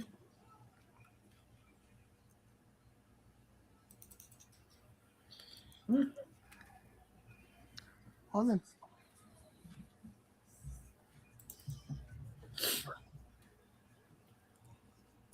I mean, I guess it is. I feel like that was the end of the show. Everybody just stood quiet, like, yo. And that's all I gotta say about that. Look at John knows what I'm talking. I mean, but look, not for nothing, but at least he broke it down. Like, we're in the level where I thought that, you know, maybe it was just the writing. It's like, nah, he's hit his sitting as a performer. Okay, yeah, I can accept that. Well, right. Here's the thing, though. Right, this is where I understand where you're coming from, Hodge, because the same way that DJ broke it down is the same way you break it down for Dominic, but they're not giving up on Dominic the same way they're giving up on LA Knight. Oh, Dom. Think about it, man. They're doing everything under the sun to try to get Dominic over. Yes, they are. I agree with that. And it has nothing to do with Dominic. It has everything to do with everyone else. Dominic is the Edge right now. You know, the SmackDown 5 and the Edge was just so happened to be around them. Dominic, Liv, Raquel, Roxanne, Rhea. That's where he's getting his heat from. And in Mexico, he's getting his heat because Triple H picked the other guy. And he's a Mysterio. Yeah. That's basically what people like about that. Yeah. Because you name one thing he did to get people mad at him. Have the perception of him banging Rhea, then Liv, and then it was about to be Roxanne. Listen, that was Rhea and Liv giving that perception. You know damn well if they didn't act like they were doing something, nobody would have believed that shit. Well, I know that, but what I'm saying, like the perception of through the average wrestling fan that, you know, he's banging these women. No, yeah, but I'm saying, but he didn't do nothing. That's really where his heat was from. Yeah, but not anything he did. Yeah. Literally, the perception that he was with Rhea and then stabbed Rhea to get with Liv. That's literally it. But again, there's nothing he did. You put him on his own, and he's fighting Rusev. Dude, if you put him on his own, he'd be doing what he was doing before, tag teaming with his father. And that's no disrespect to Ray. That's just the way it was. No, yeah. I would not put Dominic in any title picture after Finn. I would put Finn in the title picture, but I wouldn't put Dominic in there. I would leave him with the AAA title and just literally ship him off to AAA. Nah, man, I wouldn't do that. Why would you do that to those people? What did Mexico do to you? They actually like him. They can have him. Go to CMLL. Get him out of my fucking sight. But bro, yeah, not for nothing. You know, DJ, we've seen his fucking matches, bro. Yes. I'm like, dude, that doesn't look smooth at all. And like, what year are we on? Like, so that's the thing that's kind of disappointing to me. It's like, okay, you've been doing this for a few years now, and for you to not still be able to smooth that out, maybe get another move. Like maybe the 619 is not for you. Like that, I know you're a Mysterio. Hey, there's some other stuff Mysterios do. Do that. Like, and this But is one thing I told. This is one thing I told. I said, I know we all know he's taller than his father. I said maybe he can't do the 619 because he's just too long, so it looks slower than what it is. that could be. I can see that. You know, like look, Vin Balor can do it. Even JD McConnell could do it because they're not as tall At all. as Not at all. So it doesn't look like it's that slow. Like when he starts to do it, I'm like, I'm looking at my watch. I'm like, all right, you know. 3, 2. Yeah, like not for nothing. Like even the speed of him coming off the ropes doesn't look that fast. It's like I'm like, yo, bro. No. Like really? Like get to the facking, get to the action already, bro. And then not for nothing, you go up there, you're gonna do Eddie's move. You can't do the shimmy. You can't. You don't. You look Stiff. right. It's not natural. And then when you do the frog splash, you don't even do the tuck correctly. It's stiff. Oh, yeah, stiff. I was like, yo, it's not the move set for you. Maybe you need to find some other move sets. That's what I feel like. Like, okay, we got it. You are a student of Eddie and Ray, but okay, now it's time to move your character into something else to where your moves are going to look better in the ring. Or be your own. Yes. You know, I mean, yo, maybe you need to study somebody like a Christian. Mm-hmm. Yep. Yeah, that's about his athletic level is right around Christian. Bro, I mean, it is what it is. This is we Hell, are. I would say Roddy Piper. I would say fucking Jake the Snake, to tell you the truth. To me, you didn't get the athletic gene. You just did it. Mm-mm. I wonder if his sister. I wonder how athletic his sister is. Bro, if his sister comes in, and all her moves are athletic, tight, and compact, you got a problem, dude. Now remember, they all say that, you know, certain attributes skips some or one. You know, one of your kids is gonna get, you know, not gonna get the athleticism, bro. If she's over here doing cartwheels and shit like that, we all know who got the athletic kid in the fucking family. Yes. Not for nothing. Like the other was it? Like I said, I've been watching the TNA because they have it on Amazon Prime. Mm-hmm. You know, Santino Marella's daughter is the women's champ now. Oh dang. You know what I'm saying? But I saw her wrestle. I'm like, yo, okay, she's viable. Right. Yo, okay. Right. I can't say that about Dominic. I don't think any of us can. Oh man, yeah, poor guy. Like he just didn't get it. Like you're saying, you hit it on the head. Like he didn't get the athletic gene, which makes me think his sister must have it. If there's only two of them, one of them definitely got it. The other one did. Right. And then just some of the segments I've even seen his daughter in, like she has the whole performance thing. Like she got that part. Like the things that she was doing in the segments, like she was believable in them. Oh wow. Is what I'm saying. So, Yeah. So and it wasn't even wrestling yet. So it was just, yeah. So basically, this is Dominic's talent level. An empty cup. It's empty. There's nothing in there. and then her athletic cup is full. Yep. And even and this was a segment. Like this was just a segment where he's interacting with the family, and they don't they're mad at him for because he's turning into the Dirty Dom character, and the way that they were interacting, it was believable from her on her end. Like she already has that part down. Like on this, Not for nothing. I believe their mother more than I believed him. the mother was good too. Yeah, she was good too.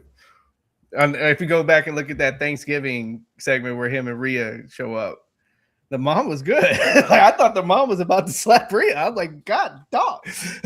What are we gonna have a match here? Bro, I get it. Your father is literally the most famous luchador on the planet.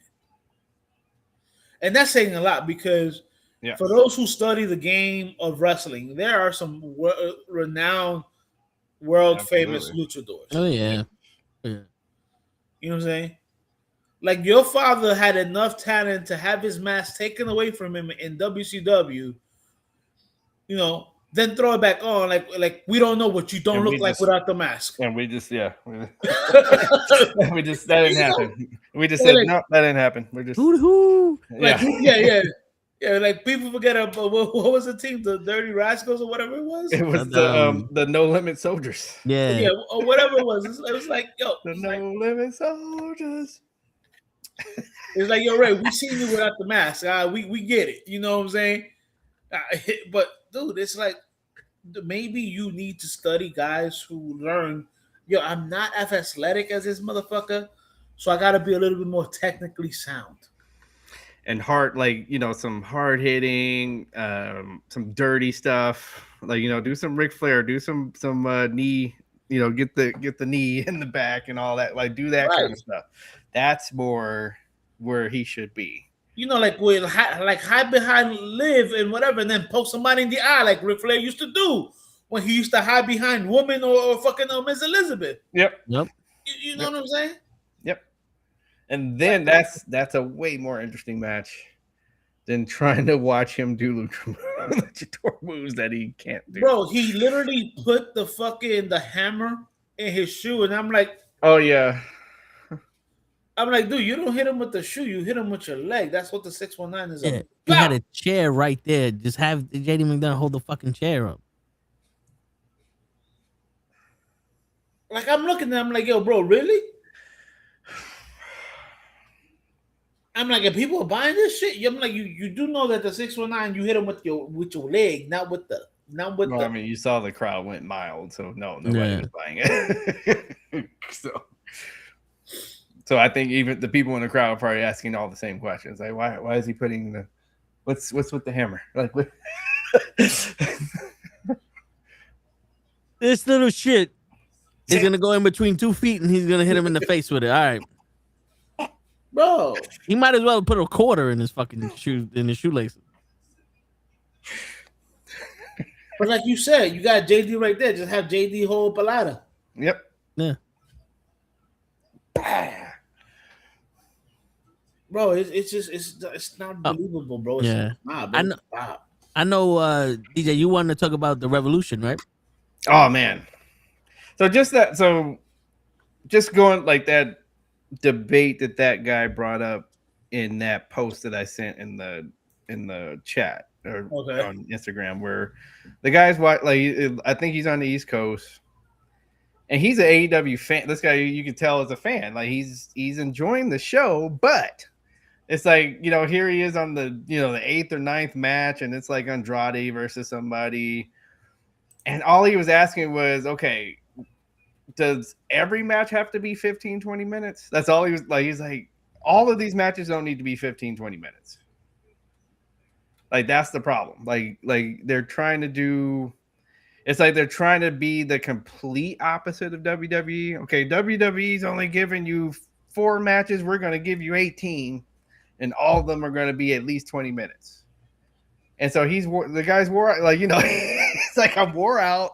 The main event, there's still like 3 or 4 matches before the main event comes on. So what is better is the debate that starts in that. If you read that comment section, what is better? That you have, so, you know, WWE, it's a 3-hour show. You're probably going to get about 5 matches, but they're going to be 5 matches that like are the base, like that are, you know, you have something centered there. You're okay. Whereas You go to AEW, that's going to be almost a 4-hour show, and just again, like a nothing match, like Andrade versus whoever is going to be 20 minutes. But you have people, but you got your money's worth. I'm like, but did you? Like, is more matches really my money's worth? So that it's like was going. It's like going to the movie theater and watching a half-hour fucking coming attractions. Like, I don't want to be here for 5 hours. How about this though? How about this? Would you rather see 7 matches that are 15 minutes long, or see 5 matches that are 20 minutes long with fucking 45 minutes of talking? That's what basically that's the debate. And did you get your money's worth from that? Like from being there for 4 hours and watch again. So remember, those matches in the middle, it's gonna be they're gonna be really nothing. Like those matches they're just 2 people wrestling. They're Like, filler matches. Yeah, I mean, filler matches. Like if you're anime fan, you know that every season has a couple of filler episodes. Right. So those matches are just filler episodes. Correct. Yeah. But I'd rather see some action than sit there and listen to somebody on the mic who fucking sucks. But then again, there are some people that can fucking read the phone book and you're like, I'm in this. Right. But guess what? Those are very few in between. It's true. But then you have those filler matches that are like, stop slapping each other. I want to go get home. a beer. Yeah, I'm going to get a beer. And I might as well listen, like seeing a segment or seeing somebody talk, like for some of these matches. I'm not for nothing, but at least in those matches, you always see one move, you'll be like, oh, okay, that's interesting. Yeah. But then again, if I'm listening to somebody who's putting me to fucking sleep, I'm not going to get it at all. Yeah. But then again, there's some times where it's like, you just put these 2 people together for tonight for no reason. I'm not invested in this, and they're not making me invested. That's where you get does every match have to be this shit? Right. Because in the beginning, AEW gave us like 14 matches, and we were right there with them. Right. Because a lot of the matches were matches we wanted to see, and also everybody had a point to prove. Now, AEW said, yo, just do what WWE's doing. Just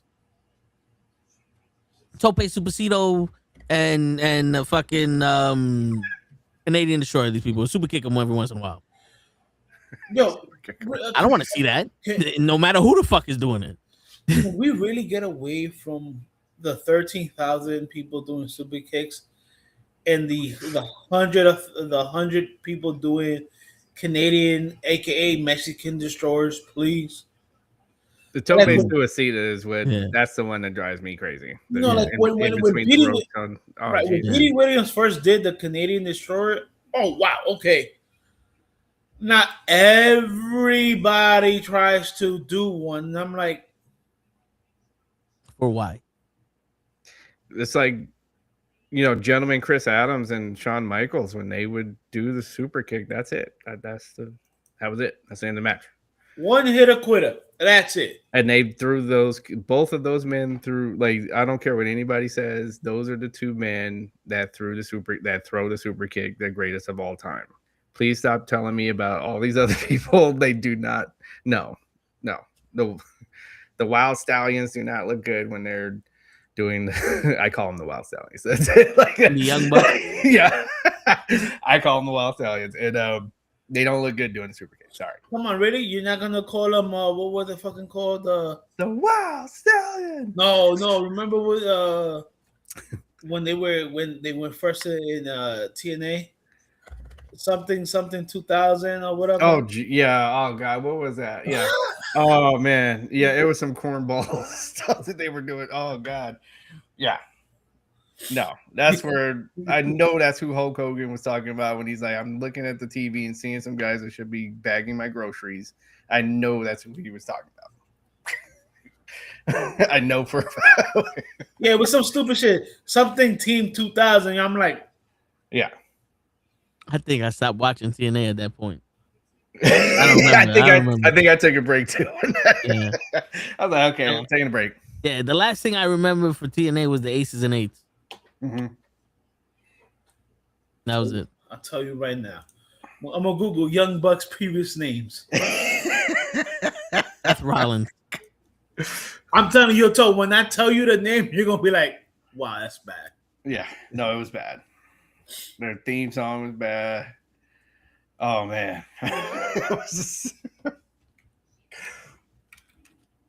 Shit. They're that team. I'll never. Nobody could ever get me to get it. I'm never gonna get it. It's bad when we grew up. We had WCW, WWF, and then ECW came, and then ECW and WCW's gone, and TNA came, and we gave that a watch, and then they had those little pop-up shits here and there, like Glow and Wow, and even the Jimmy Hart had his own. All right, so wrestling thing that came out.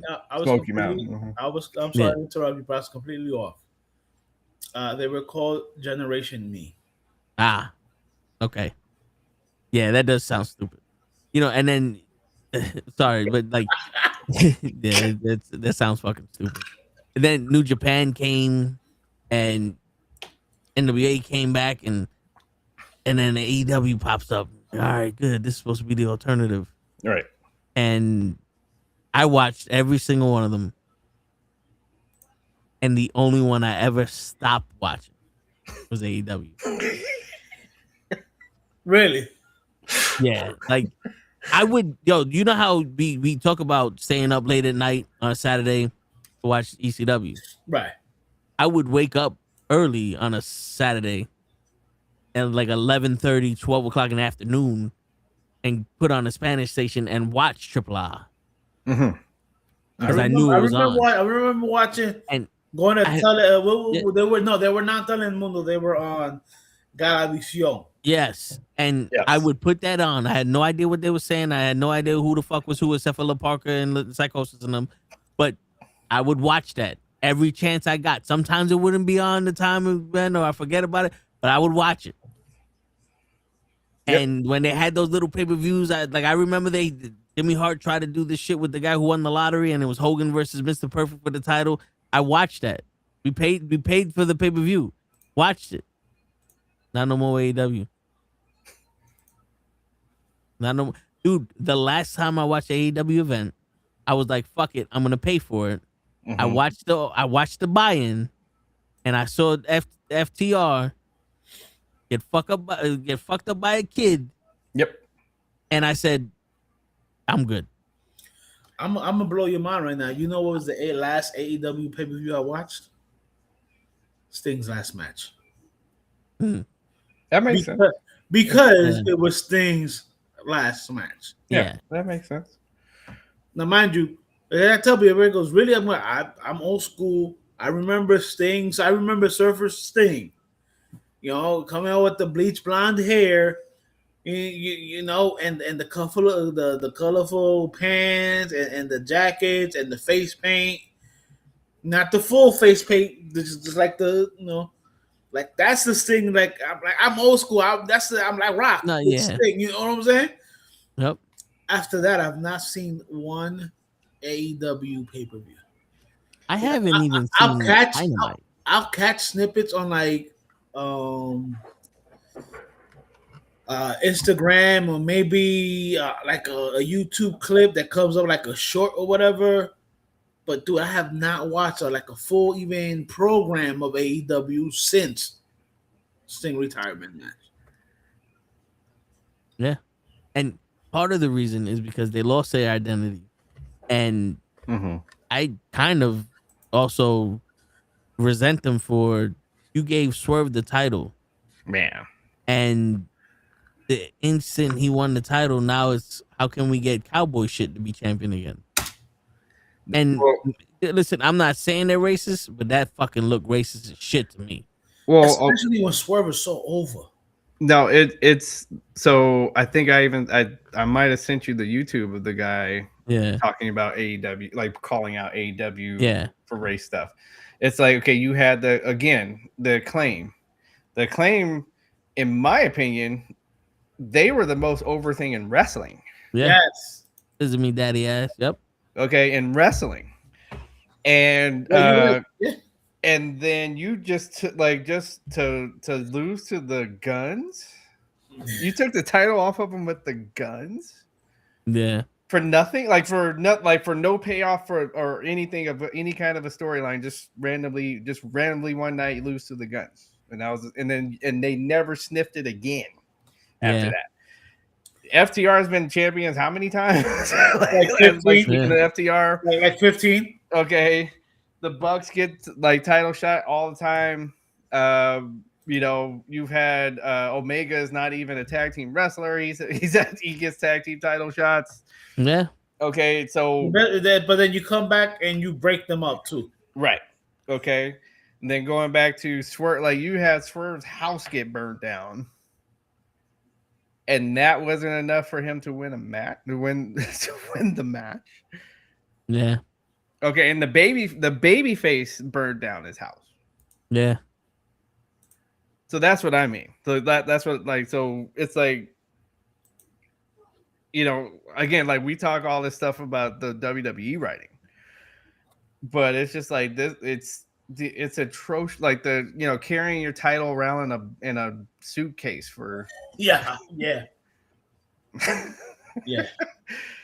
Each one of that guy, John Moxley, all of his matches are the referee must forget how to count the 10 for countouts because they go off into the crowd and everything in regular matches. This is a normal Wednesday match and they're out in the crowd. He's bleeding. What are we doing? And he's doing the exact he's doing and being booked just about the exact same as he would be in WWE after he did all of that bitching. And you're doing the same thing. Yeah. So that's what I mean. It's just that's what turns me off. At least AEW doesn't have him in the medical office taking a shot up his ass. No, but he's the He's same. The clan leader. Right. So you would you rather do that or be the clan leader? Be the leader of the skinheads. And I mean, my man looks like he just walked out of American Me and went into the ring. And I'm gonna bleed every match, all of them. Yeah. Hit the ropes. And a little fun note. I like to drop my little pipe bombs here. Tidbits? Yeah, my little tidbits, my 2 cents. Those 2 cents. He can't cut a fucking promo to save his life either. Man. His promos suck. I don't know. Just because you could be checking a checklist off of what Paul Heyman tells you to do, the who, what, when, why, and how, but you suck. I don't listen to you when you. No, he's one of those we're supposed to say he's good on them. I feel like there are some wrestlers where it's just the consensus that people say this guy is good at X. And so you have to go with the crowd. And then you watch and you go, no. Okay, that's how I feel about Bruv. They're like, oh, he's the best wrestler there is. And then you watch, I'm like, no, I'm bored. And this match does not look good at all. Who? What's this? Shit. Bruv. On AEW, the Flippy. Wolf dude. Will Ospreay? Yes. Will Ospreay. There you go. I don't even so he's not good. Okay. and Kyle Fletcher, the other one, that's the other one that's supposed to be. I'm like, dude, he's a mid he's an average wrestler. He just has a nice body. That's all Kyle Fletcher has. I'm like, he's average. The wrestlers you don't want to again, Brian Cage should have been wrecking house by now. Yes. On that show. Okay. They don't ever he's too you could just tell, you can feel them say, no, he's too big. We want the little guys to run this wrestling over here. And it's sad because I remember watching Brian Cage in Lucha Underground. Exactly. And I'd be like, yo, that massive of a man can just did he did a Hurricanrana and looked natural doing it. His Hurricanranas are better than fucking Dominic's. Well, I mean, I think I could do one better than Dominic right now. Word. Yeah.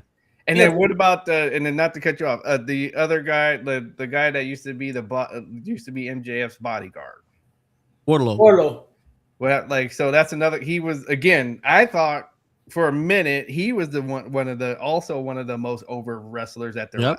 Yep. He was, especially when he turned on MJF. When he was whipping him with the belt and he was just like that. That was one of the best segments that they've had. Okay, he's like, I'm gonna punish you, and he starts whipping with the belt, and he just so, bro. Yeah, you're 100% correct. You know, it's too big. I remember when they had before they turned on Taz. You know, you had Brian Cage and then Powerhouse Hobbs, whatever, together, and they were losing, and I'm like, how? Powerhouse House losing to Darby Allin regularly. Yes. But then, not and no disrespect, but then you have Hook come in, and Hook, yes, he's taller than his father, but nowhere near as thick as his father, and he's wrecking people. But you literally have two man-childs in Brian Cage and Powerhouse Hobbs, and they're losing to Darby Allin and Orange Juice. Yeah, the second I saw Hook and Orange Cassidy. Yeah, now, mind you, I like Orange Cassidy because to me that's comic relief. Right. I kind of like his matches. Yeah. Right. If I want to watch a match that I want to laugh and just be like, that's pretty fucking stupid. Right. I'm putting on one of his matches. I hate him. I hate him for the same reason Leon hates Jey Uso. I hated the fact that every time they started, he walked out, and I was like, nope, can't do it. And you know what's the funny part? It is the dude can actually go. He could. Get the fuck out of here. You know what I'm saying? Like, he can actually wrestle. Like, he's more than just like comic relief. You know what I'm saying? No, but again, like you're saying, no, the way I saw, they had Hook throwing people around, and like you said, he's about 150 pounds. Bro, they had Hook throwing around fucking your man from. I think he threw around Rusev in one match. Bro, they had him throwing around your boy, and you can't teach that. Oh yeah, Kaz, Big Kaz, yeah, Big Kaz or Big Bill, because over there they can't use Kaz. I think right, Big Bill. Yeah. So yeah, he was throwing him around. Yeah, but meanwhile, you got Powerhouse Hobbs and Brian Cage who are losing to Darby Allin and Orange Cassidy and the scapegoat is the other one. Who was there that the Orange Cassidy stable, the friends? Oh yeah, the best friends. Yeah. Yeah. That they had Wheeler Yuta, and what was the other dude? Oh damn. He was also in WWE. They eventually turned him heel or whatever. I'm like, those dudes, yes, they are wrestlers. They can go. They're a quarter or half the, because they're not even half the size. They're a quarter of the size of Powerhouse Hobbs and Brian Cage, and they're beating them in tag team matches. I'm just like, and you want me to believe that these two guys are monsters? Exactly. They're knocking them off their feet, and it's just like, you should never, like, neither one of those guys in that match never come off of their feet. Unless they run into each other. Right. Or they're doing a drop kick or something, but not like from some flippy move and then they get knocked off there. Come on, man. That's why I'm like, that's why, like, the few times that, Bret Hart yelling at Cloud, that he was correct. He's like, he doesn't like AEW because the things that they do make it look really phony. Like, it's like you're gonna watch this and you're imagine somebody turning the channels. Oh, let me look at this wrestling. Oh, this is completely phony, and that's not how wrestling is supposed to be. Like, it's not. It should not.